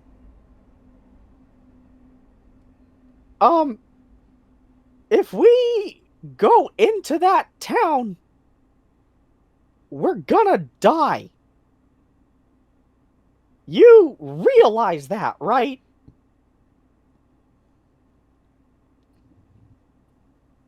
Let me What ask. makes you say that? Well, let's count the fishing traps together, shall we? And I'm just gonna start counting them off, going 1, 2, 3, 4. That's a whole lot of fishermen. Now, I don't know a lot about the fishing profession, but I assume you wouldn't let anything get in your way of getting fish out of a trap. So, something got in their way of getting these fish out of their traps. Now, whether that be a cage on the back of a cart off to a foreign land where they will never see the sun again, who's to say? Perhaps their heads are currently rolling across the floors of their homes. What I do know is they're not at the river collecting their fish. So, I don't feel like walking directly into that town and meeting whoever it is that's stopping the fishermen. Now, is there a slight possibility that we walk in there and who, boy golly, wouldn't you know it, it's the CEO of Medieval Banking, and he just happened to give everyone a large surplus check, and in their enjoyment, they forgot about the fish traps. However, me, take it as you will, a nihilist, I feel like that's not likely. I've already started walking away. I It's just figured- like, and I'm just still walking. I'm guessing towards town. Yeah. Look, Can I see can I that run you over all- to one of the baskets? I want to grab some fish. Okay. I want to grab some fish and feed my wolf, my little wolf buddy. Okay. They need something to eat. All right. So you grab one of the fish and you poke it at the wolf, and the wolf backs away from it and kind of like lowers its head. All right, I take a bite. I just rip out a huge chunk with my teeth, and I give it back. It's good. I need you to roll a Crush con me. save.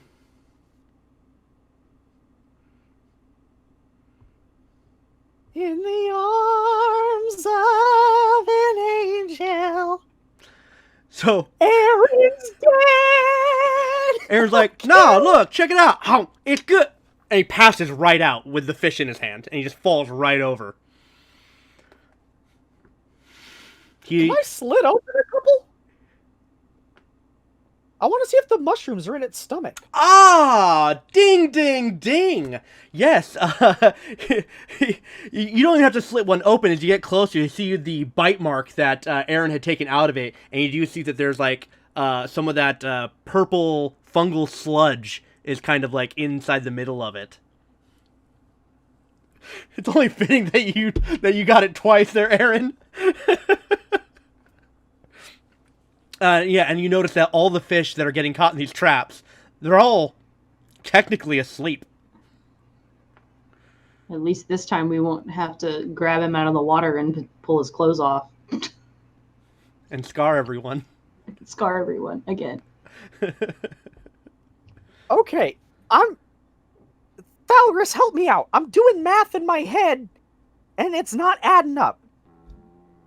The rivers and or fish supply has been poisoned, not necessarily by somebody. This could be, this could be natural. The fucking mushrooms grew up here like they don't normally do. The fish ate them, blah, blah, blah, right? That doesn't add up to fucking buildings on fire that we can see from days away. Hours, thank you. Hours away. I'm not going into that town while the sun is up. We can do a little recon at night, which, Falgris, I feel like you're going to be all about that. Something about your whole religion or something like that makes me feel like that's a good idea for you. But I'm not going in while the sun is shining. Look, I already attempted suicide with the lieutenant man once. I'm not doing it again.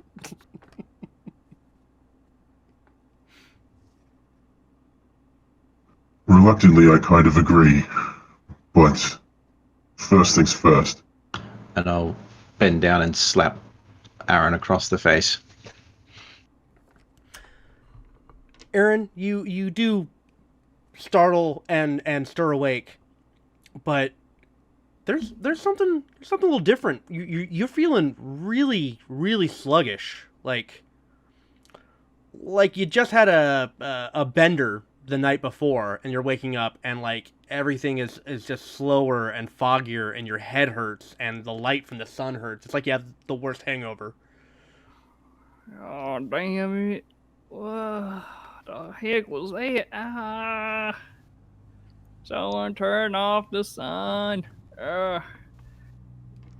Let's stop putting things in our mouths before we find out what it really is first, right? Man, learned that day 6 of Catholic school, let me tell you. Did I eat a mushroom again? I sworn it was. God damn it. know if it was a mushroom, but it was certainly a fish room.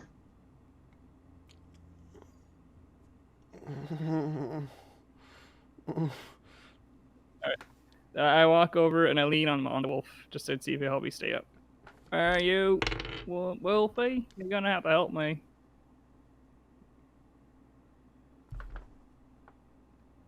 It just kind of gives you this awkward what are you doing? Because you're trying to put weight on it, and it's a already kind of a weak wolf. But it doesn't shy away, and it doesn't leave you hanging. All right. So what are we gonna do? Ariana left you guys behind. She was Where's walking. Travel Nobody stopped Mama? her. Y'all see where Travel Mama went? She walked straight into town. Well, that's where So- I'm going. Let's go, Wolfie. Bye. So we're splitting the party? No, I am grabbing Turquoise's tail and dragging him along.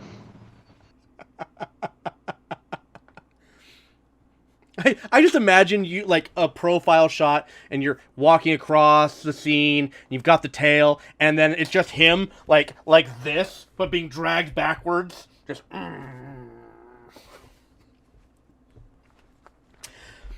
Arniana, since you're the one in the lead and heading towards the town, as you're getting closer and closer, there's of course there's more traps, and they're also once again just overflowed. But you do see over in the town, there does seem to be some sort of movement. It doesn't look like it's actively on fire. There's just a lot of smoke coming from, but you don't see any dancing fire of any kind. Although you do see that the smoke plume goes beyond just the town. There's also a lot of smoke heading into the woods and the surrounding areas as well. Can I try to establish my link real fast with the voice in my head? Certainly. I'm just gonna, in my head, think, is this your doing, my lord? See if flattery works on this goddamn asshole. All right. Give me a persuasion. Go ahead and roll that. That's a persuasion? Okay, that's a 19. My lord. Maybe there's potential for you yet. I could use a pawn that can move across the board and become a queen. Pawns don't work great when they have a knife in their back. This is not my doing, merely a repercussion of events unfolding. Duly noted.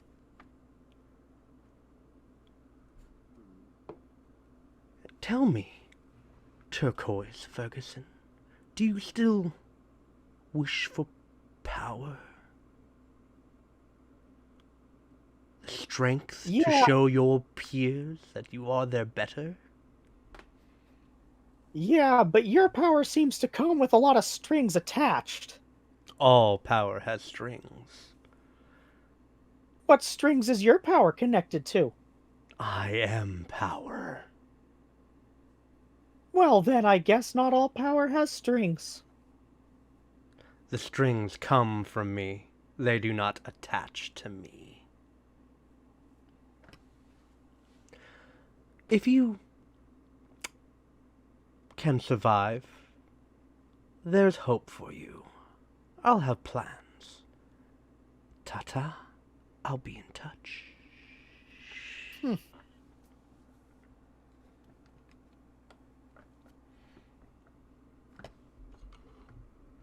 Can I see, there's movement in town? Can I tell who it is, if it's people or what's happening? Do an investigation check.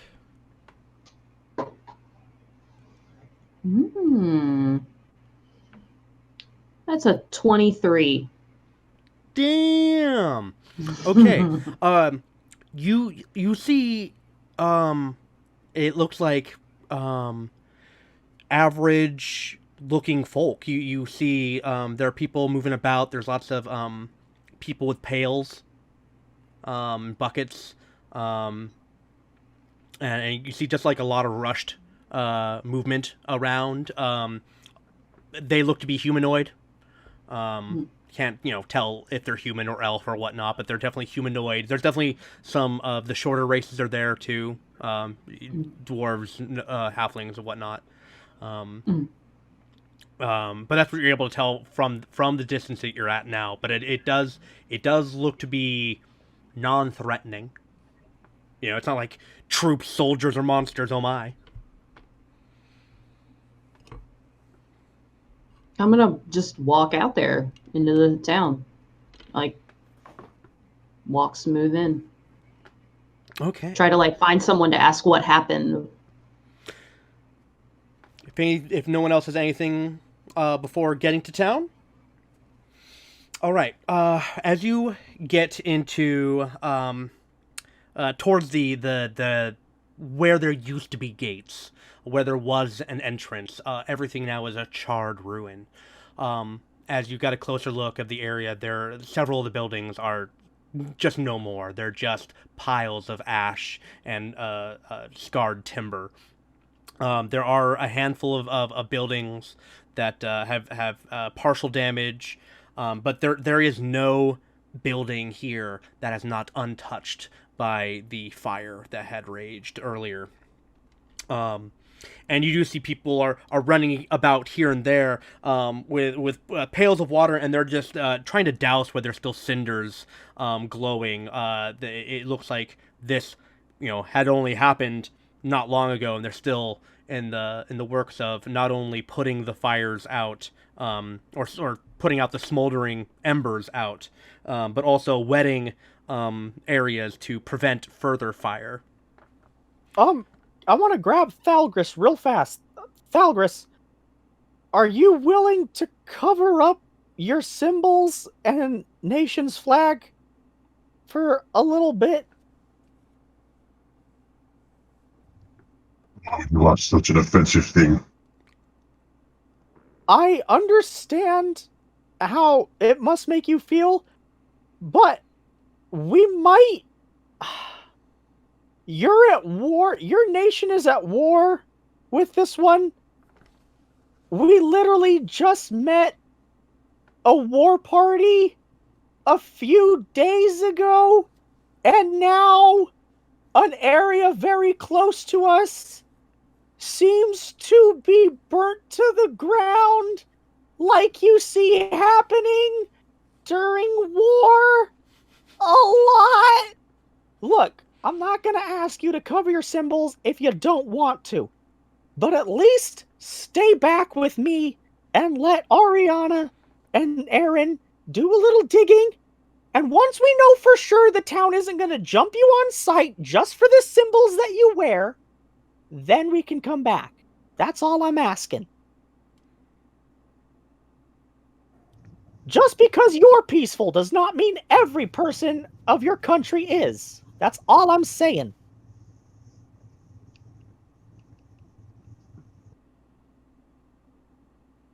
Nice. I can do. But you will not see me covering my symbols. All right, then me and you will just stay back a little bit. We'll let them get the intel, and we'll go from there. Aaron, as you're catching up with Ariana, and you're scoping out, this was a thriving fishing community and kind of like a rural trade hub.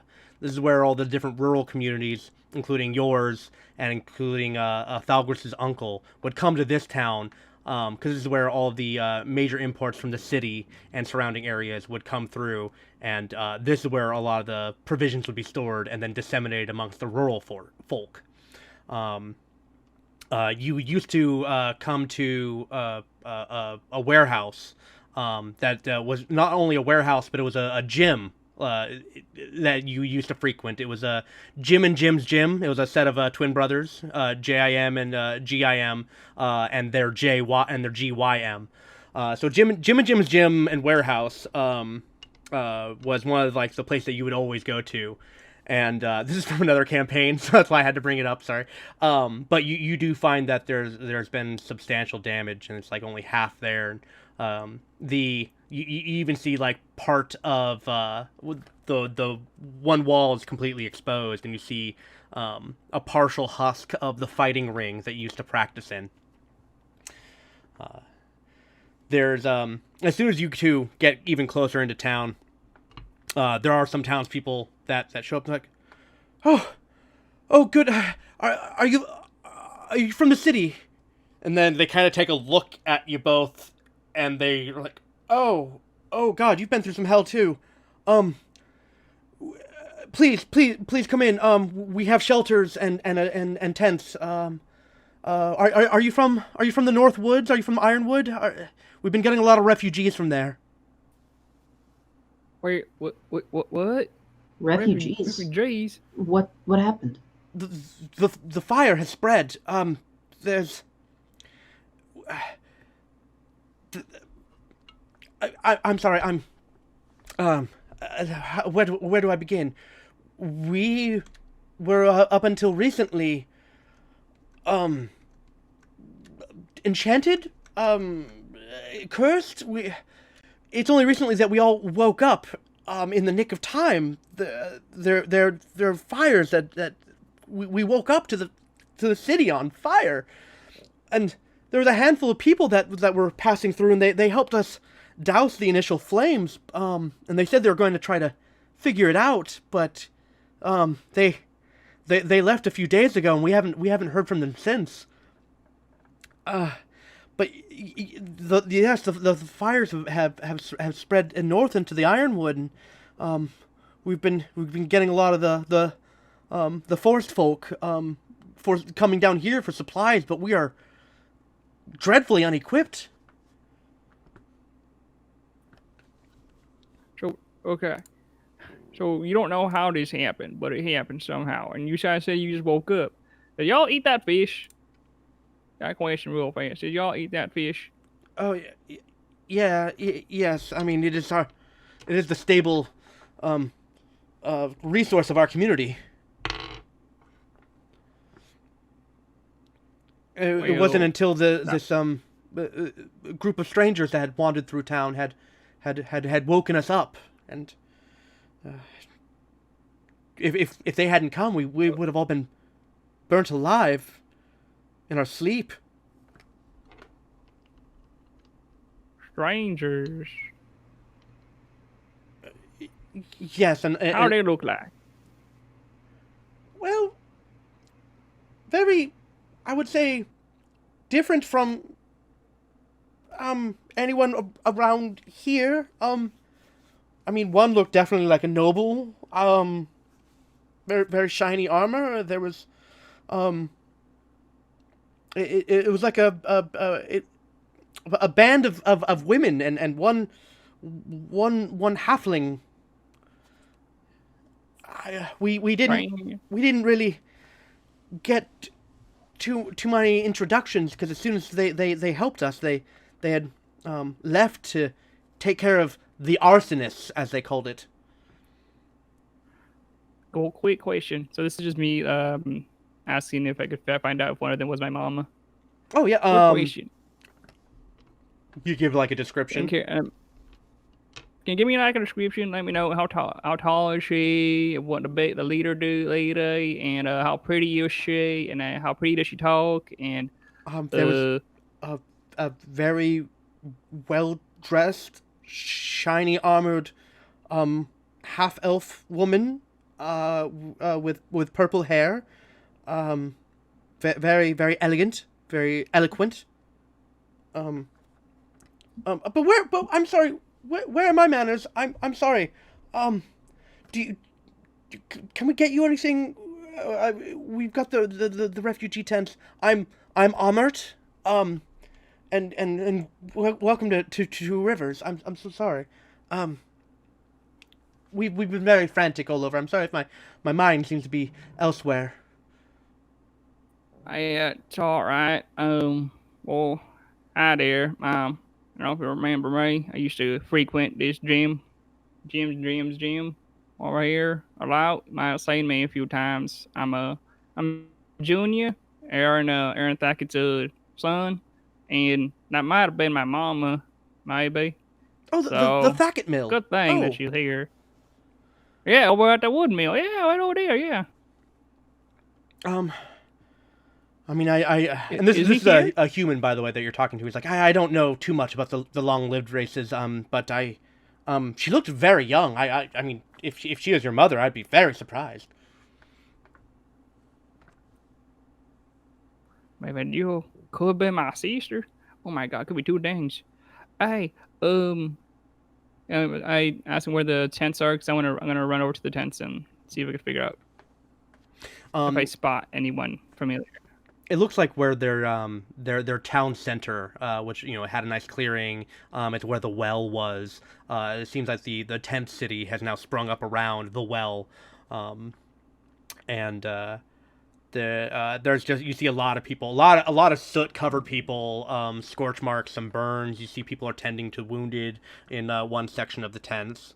And these tents are made from everything and anything that they could find, like old canvas, an old sail, blankets hitched with twigs and twine, whatever they could make a camp out of. They did. When I'm looking through there, can I spot, like I said, anyone familiar? Maybe my dad, maybe my best friend, or anyone. Go ahead and roll an investigation. So I rolled a natural 6, but it's a minus, so I'm probably gonna be like a 4. So, as you're looking about, and you're not paying attention to any details except for family members. Is there anyone that you directly recognize? And you don't see anyone from either friend or family of the mill. You don't recognize anyone from the mill site here. I just scream out, "God damn it! Dang it!" And I walk back to Ariana. Alright, Dad's not here. My daddy's not here. I'm a little sad and scared. Do you want to go check on your family? I really do. You see, he seems like his hands my hands start to quiver a little bit. I'm nervous. I need to know what's going on. Reach out and grab his hand and give it a squeeze. Let's go. I'll help you. All right. Thank you. And I give her a hug. Oh. She squeezes back tightly and gives you a good clap on the back. It's gonna be okay. I'm sure they're fine. Then where's the human? Amert. When you rushed towards the town, he had rushed towards the camp city. He kind of stayed there with Ariana, and he was basically like, "Listen, if there's anything that we can do, if you let me know. We're just trying to just get by right now."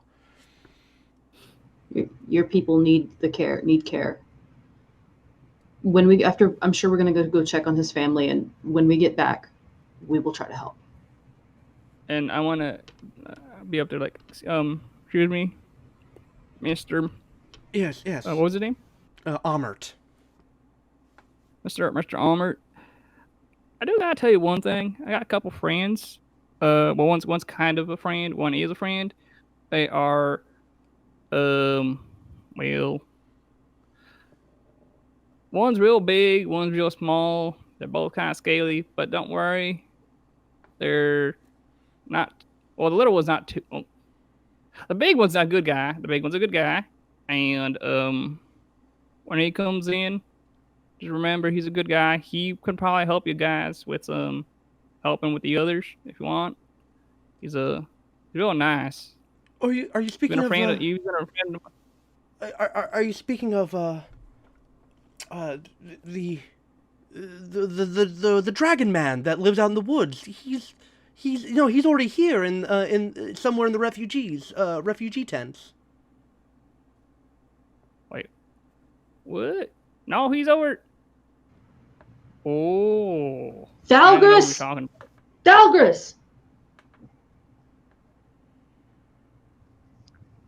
Still have to hear that, or am I still outside, too far away? You're definitely able to hear her shouting for you.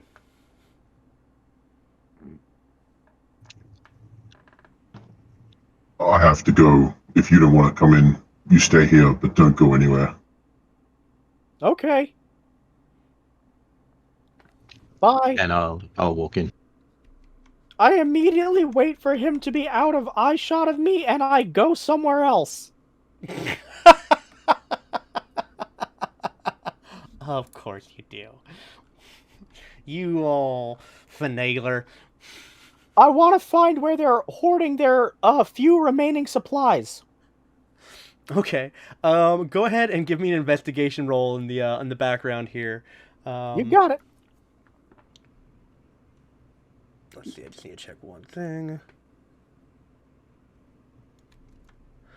Thalgris, I don't know if we got a name for your uncle. His name is Falgren. Falgren? Falgren. Yep. So you do spot, you walk in, and everyone just kind of looks to you, and then there's kind of naturally look at the only other Dragonborn anyone has ever seen on this continent. And, Thalgris! My lad! You're safe. Good. Please join me. he looks weary. Your uncle. He's also covered in soot, and he looks very tired. When he kind of greets you, he only kind of slightly sits up from the seat he's on, a piece of rubble, and he just waves you over and then sets the rest of his weight down like he's not standing up. He's refusing to stand up. What's wrong? You hurt? Nothing that I can't walk off in a day or so. I just need some fresh air first. My boy, how was the mission? Did you make any of those converts yet? It seems Shah has set me a very particular challenge. He is, it's going to take a while for him to convert. But I'm working on it. Well, I believe in you. I believe in Char because I believe in you. well, I'm sure he's a fine lad. We'll see the truth of the shadows and the secrets. I have dire news. The spreading blaze has took our home. I was planning on retiring there for the rest of my days, but well, Two Rivers is as good as any place to settle. The important thing is you're safe. And at that, I'll reach out with my hand and I'll cast Cure Wounds. In case he needs it. He did. And you place your hand upon his shoulder, and a small purple highlight that glows around your hand slowly diffuses out and coats over his body. And I forgot how nice and handy it is having you around, my boy. and he stands up and gets a big stretch and kind of reaches down and grabs the side of his knee and kind of gives it a little bit of a rub. That's much better. Thank you, my boy. Thank you. Tell me, Uncle, what happened? What news of the turnbuckles? Oh, yes, the turnbuckles, the old lumber mill. I knew the fire was all around. I can only assume that it was also caught up in the blaze. I haven't seen anyone from the the clan there down here. I've kept an eye out. It's mostly been the wild elvelings that had been living in these woods. It's mostly them. Strange finding respite from the city folk. But yes, I've seen no hide nor hair of the turnbuckles. I'm sorry.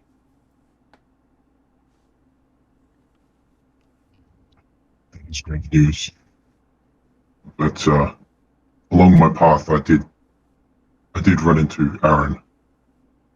So he has joined us on our journey. Well, at least someone made it. Oh, Shah's blessing on us all. Indeed.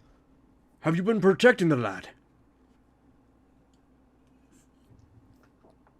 And other stuff as well. It seems he is quite quick to remove all clothing as fast as possible. Doesn't seem to understand modesty. Well, he's half-elven, there's that bit of rebellious streak of them, a bit of a communion with nature. I feel that it's probably natural half the time.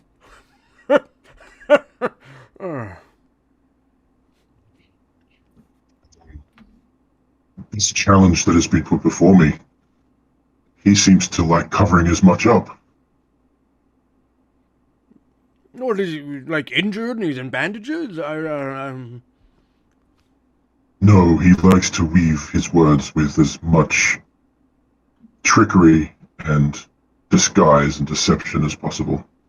But sounds like someone else is a bit Shar-touched. Keeping secrets? There's a reason you were chosen. We will get to the bottom of it. I Come. have faith in you, lad. I suggest you come and meet my friends. Oh, yes. Oh. And he will follow you. Rihanna, Aaron, this is my uncle Falgren. I'm sorry, Aaron. We have no further news of your family. I am sorry, lad.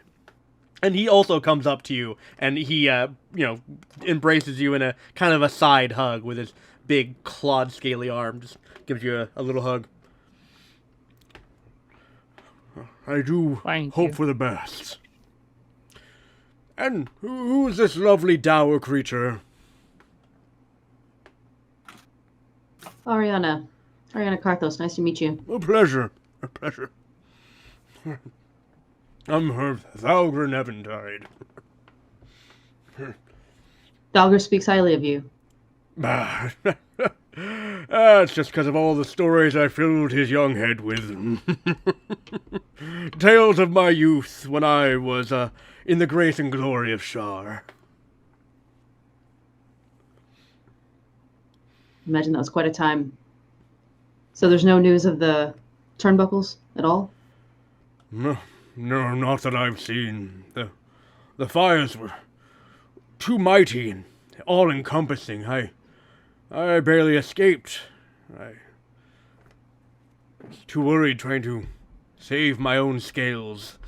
I was unable to help out with others. By the time I got here, I was barely able to walk. I'm glad you got out. Where is this, this charge of yours? He stayed outside. Didn't want to come in. Oh, and before I forget, don't eat the fish.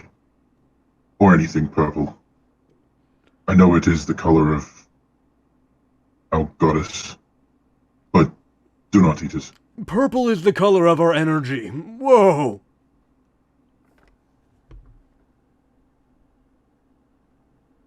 I'm sorry. Turquoise kills himself. Something in the air made him do it. Yes. I can't continue down this path any further. I've gone as far as I can go. I have been informed of the curse that has been placed upon the Piskeen of the area.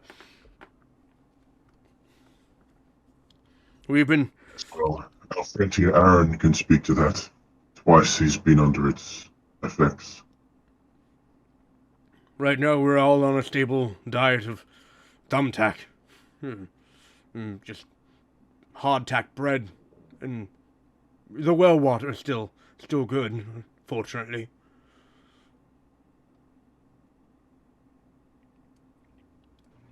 I turn to Thalgris. We're gonna go check on Aaron's people. Do you want to stay here with your uncle, or do you want to come with us? Are you fine if I go help them? It's better you help them. Now that you've brought me back into my top shape, I think I can start to aid the town instead of them aiding me.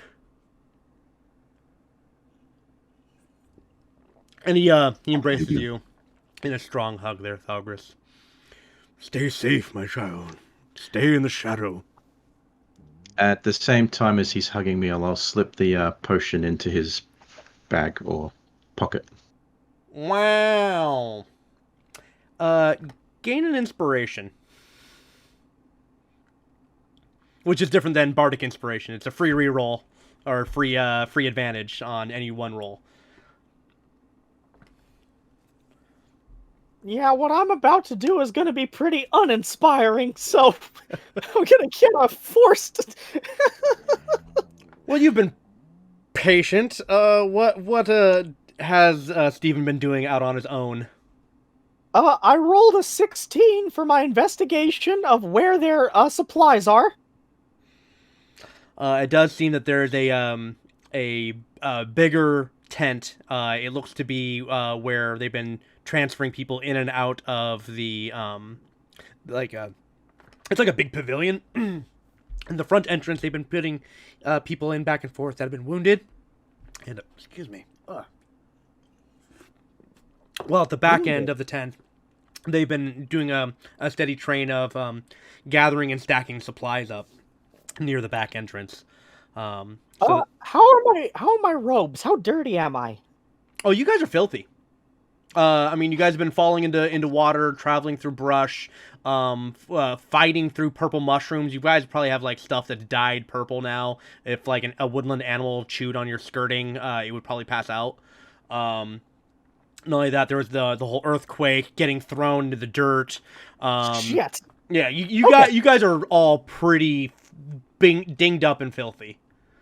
All right, you know what? It probably looks similar to everyone else around here. I'm going to straighten my back. It's usually curved because I'm a fucking rat, but I'm going to straighten my back, and I'm just really going to walk in there with all of the proper and prim bullshit that a noble is supposed to walk in with, and I'm really going to give them the ham.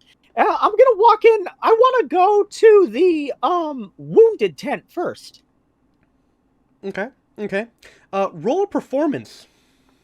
100% knew that was coming. I saw that coming from about 3 feet away. And by the way, that's a great trick. I don't know how many times I've just dressed appropriately and walked in and you act like the own the place and people assume you do. Okay, 14 plus 2. 16. That is a good, solid roll.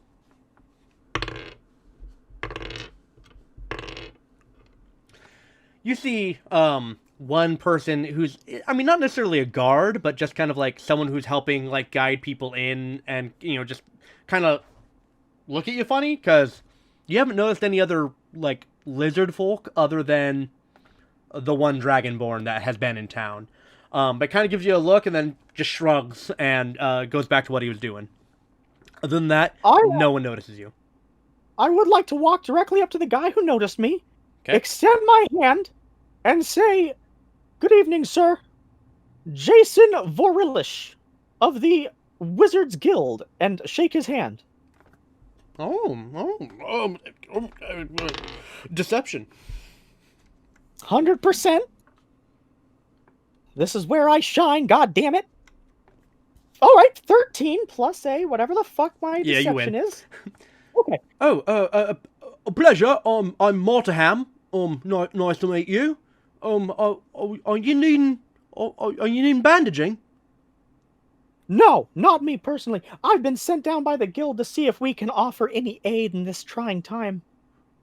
Oh, I mean, sure. No, I personally will not be applying aid today. I apologize. It's not my specialty. They sent me out here as a scout. We need to get a head count.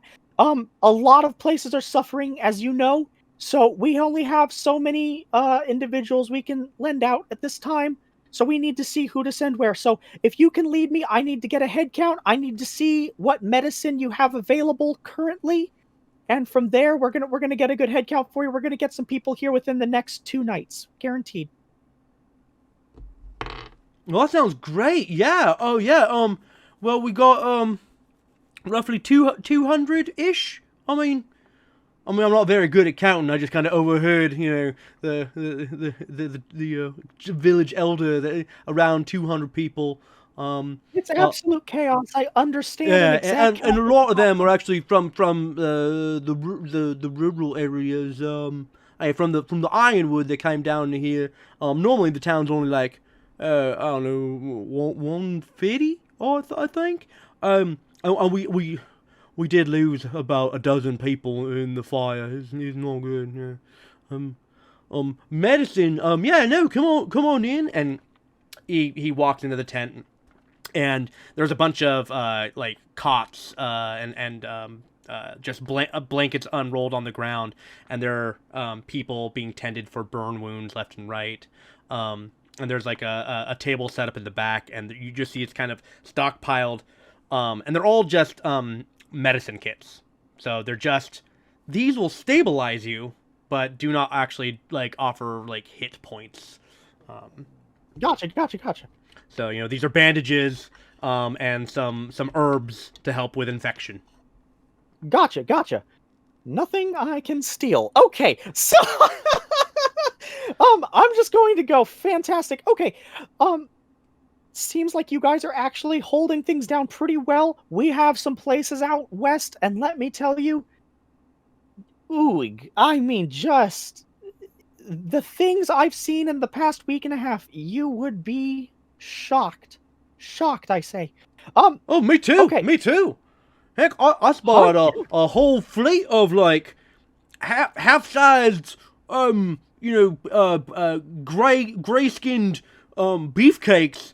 Run into the woods. I swear, no one believed me, but I swear I saw like a dozen of them just come, running off in the woods. I swear, I keep telling them, look, they set the fires. I'm telling you, they set the fire, but no one will believe me. Would you mind if we talk out back for a moment? What? Oh, yeah, sure. What's out back? Keep your voice down, if you wouldn't mind. Oh. I'll lead him out back. All right. And are there people around? I want this to look legit. You can wait for a right time when you're like secluded. I just kind of wait for people to get secluded and be like, this is of the most utter importance. We at the guild have had reports of small gray men in this area, but much as it seems, they've never been confirmed. Where did you see them running to for any extraneous information? The guild would be just enthralled to have it right now. Well, I saw them flee the town to the north, into the woods. North in the... And you said small and gray? Yeah, like boulders. I didn't get a good look. There's a lot of smoke, but I swear there was like, if you made a small boulder into a man, and he stunk. I mean, it looked like he stunk. I mean, I didn't get a good look, but it looked like, it looked like a bar of soap after my bath. Who did Thagris kill? Our first... What was that a dwarf that he killed? In the very beginning, it was a druagar, which druagar, is a okay. type of dwarf. Yes. Okay. Which is characterized by their charcoal to gray skin. Yep, that's what I remembered. Okay. Yeah. Okay. Duly noted. Good memory. This is very important. I need you to keep this to yourself. In about 3 days, I should have a contact coming down to meet you. If they don't arrive, something terrible has happened. And just alert the village elder to prepare any defenses available. Don't worry about me. I won't tell anyone nothing because no one listens to Mottaham. Perfect. Would you? The only other thing the guild wanted me to check was your rations. We know that you guys have been hit hard, and like you said, a town of 150 now taking on so many, and especially so many wounded who need extra food and care. Well, yeah, let's see where you're at. And we'll see what we got can no do. fish. Yeah, I saw that coming in. The fish had been poisoned, so that's gonna be a problem. Water supply, food supply. Your medicine supply looks like it's going to do okay till we get reinforcements here. Oh, yeah, but, water supply and food Water's supply. good. You know, we got a well. It seems to be not tainted. Let's see, food. I mean, we just got the emergency heart attack right now, so I mean, we're all eating biscuits. Perfect. So, absolutely nothing I can steal from these people. There's one idea I have. But oh boy, this would this would be crossing a line. But I'm gonna reach out to my fiend. I don't know if he's a god. I'm gonna reach out to him mentally. Okay. I'll roll for it, I guess. Yep. What is your call? And then roll a persuasion. My call to him would just be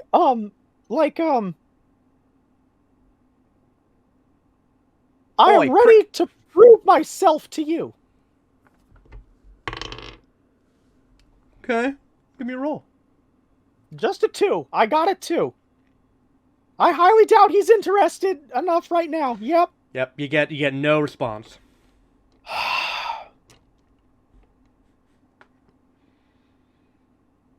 So, you just gonna keep staring at me awkwardly, or can I go back to holding the tent flap open for the wounded? Yeah, you're free to go back to do that. Oh, which direction is the well? Center of the tents. Thank you very much. I'm gonna make my way over to the well. And what is everyone else doing while he's trying to steal and just getting information? Yeah, damn information.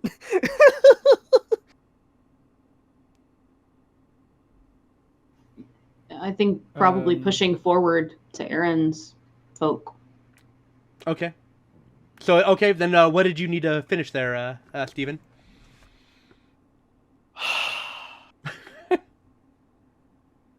How many people are around the well right now? This is the hub now. This is where all the refugees have been staying.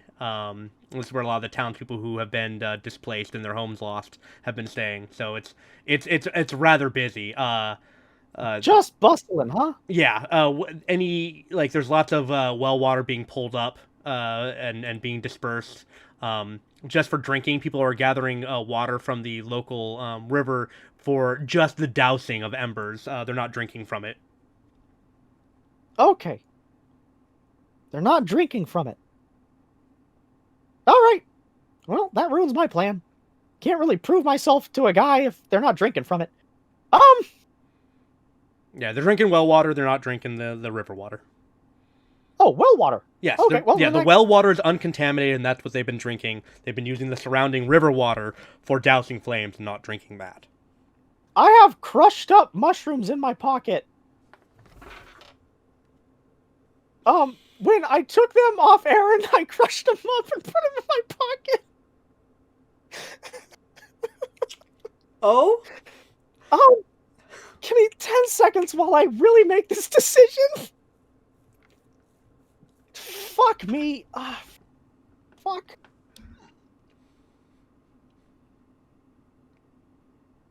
I'm gonna prove myself to him. Fuck it. I'm rolling sleight of hand to drop it into the well. Roll. Fuck. Here we go. Nope. I'm getting caught. That's a 6, my guy. Oh yeah, you're getting caught. So is this the mushrooms, or is this the mushroom crushed into the bit of ration? Oh, I guess I do have that as well. I would have just gone with the purely crushed up mushroom. Okay. So, kind of look around, and you kind of pull out from your pouch a bit of the mushroom, and you start to stick your hand over it, and this young girl, she's indeterminate of age. She's got long blonde pigtails, and she's got a layer of neck beard. Short, squat. Hey, what you doing, mister? I turn to this little girl, and I say, "Do you know about the Wizards Guild, little girl?" The Wizards Guild? Is that where all the wussies go? That's where all the wizards go. Well, The wussies? they sent me... Yep, the wussies. They sent me down here with a very special mission. What's that, mister? I'm putting magic in the water. Deception. Yep. Come on. Or 19 persuasion. plus whatever.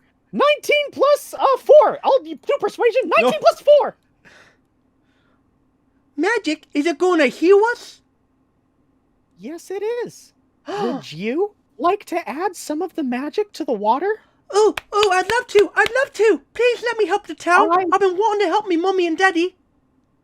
I pick up that little girl and I give her some of the magic powder and I put her right on the edge of that well.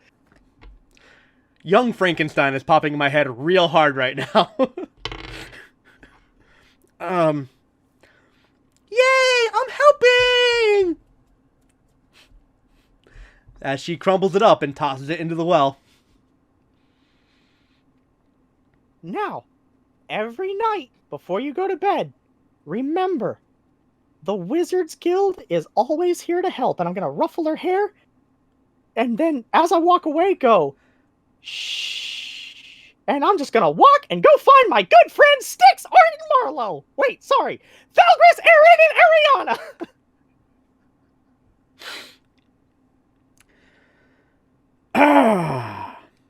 So, scampering out of town, I do believe that is the second time I've broken the Geneva Conventions today. Yeah, what is that? Chemical warfare? I think that's chemical warfare and a couple other things. I think I broke a few at once. You know what's funny is that the adventure I had planned Didn't involve this, huh? we didn't even get there. But I will save it for next time. Not quite done yet, but just letting you know, it's like, okay, I got a little sidetracked. But you have successfully convinced a small dwarven girl to re-poison her village and to place the blame upon your the Wizards Guild / your family. Nice. Actually, I should stop using that. No one should use that symbol anymore. Ugh. And you've met up with the rest of your compatriots who are outside the village now, ready to set forth into the Ironwood. Couldn't find us any rations. Sorry, guys. Stay What was that, Thalgris? I thought I told you to stay put. Yeah, and we're all starving. I thought I'd go try to find us some food.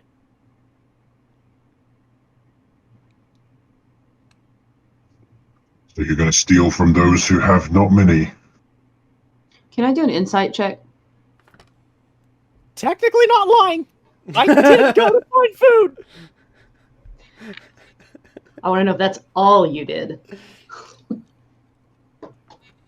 Oh yeah, no, I didn't pass. It's terrible roll.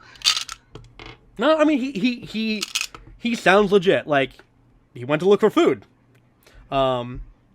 which you guys were offered aid by Amert, but didn't get brought up again. Mm-mm. Okay. Oh, also, I have information. I think that Draugr might have set this village on fire. No, I know that. You know what? You're not gonna believe me. It doesn't matter. Let's go on an adventure. It doesn't. Nothing I say will you ever take seriously. I could Whose tell fault you. is that? Oh, one little white lie, and now for the rest of eternity, you can't trust me. Well, you know what?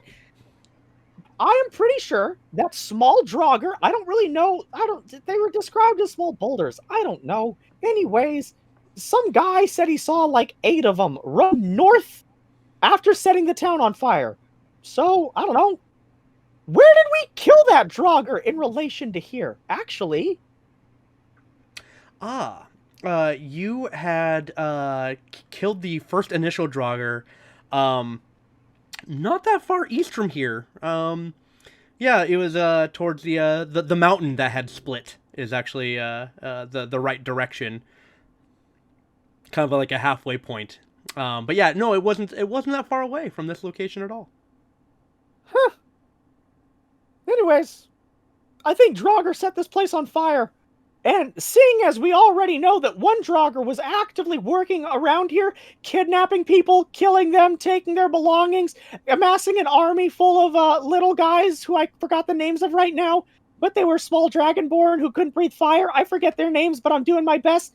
Anyways, he was amassing an army of those, and it doesn't seem that far-fetched that there would be another Draugr with little Draugrs doing his bidding instead of using a bunch of third-class rejects to do his bidding. So I'm just saying maybe once in a while we could listen to the little lizard man, but also I feel like this has really fallen on deaf ears, with the exception of maybe Thalgris, who, sees reason most of the time. All right, I'm good. I'm done. Check in because I want to know whether or not there is any reasonable conclusion that there would be little dragonborns around here. Not dragonborn. The word he's looking for is kobold. Thank you, Kobold. Thank you, Kobold. But I like the idea that that Turquoise literally forgot the word for them and was like, just little fucks. We killed so many of them. I forgot their names. My insight was a nat 20, so 24. Okay. What a truthful little red boy. What a good boy. Right, the one time. You know what, Steven, you are certain with a that you can only get through true understanding and faith. Can you truly see through the lies and deception by being the cleric of those of Great Shar, who is about secrets and hiding them? No, he's being totally honest.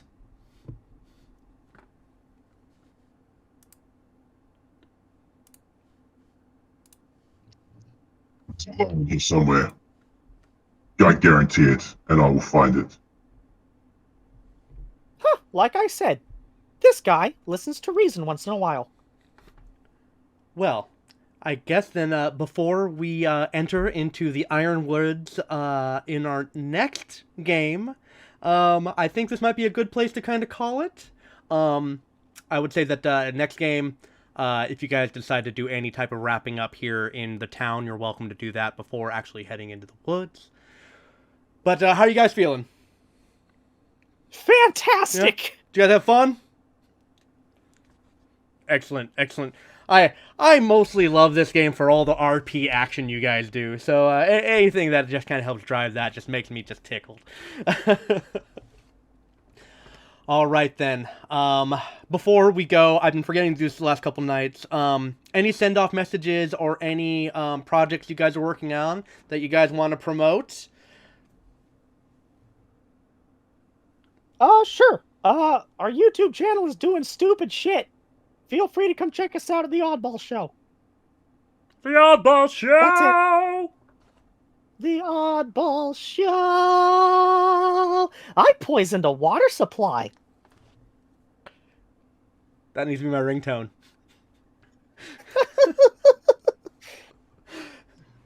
Somebody poisoned the water hole. And it was a little girl. Get her! There's a snake in my group. Dang it! Dang it! Dang it! I was about to say that.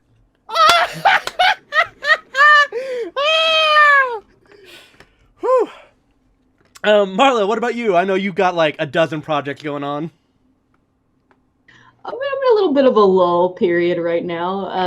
I have a Cult Divinity Lost game going on Wednesdays. We're about to do our season finale on that next week. It's super ooky spooky. My character's unhinged. She's basically lost her mind at this point. And when you're faced with the type of horrors, my character watched someone be degloved. Yeah. Content warning for this game. It's very good. Our GM is amazing, and the game is really, really interesting. It's on D Live. It's a Cult Divinity Lost game. I think it's 6 to 9 Central Time. So you guys want to check that out? You totally should. Other than that, there's not really a whole lot else going on. Yeah, that's really kind of it. Other than being here every other Saturday. Yeah, for right now. Oh, of course. Between things, right? Yeah. The chat is calling for my execution, and while I agree, you can't stop me. Yet. There's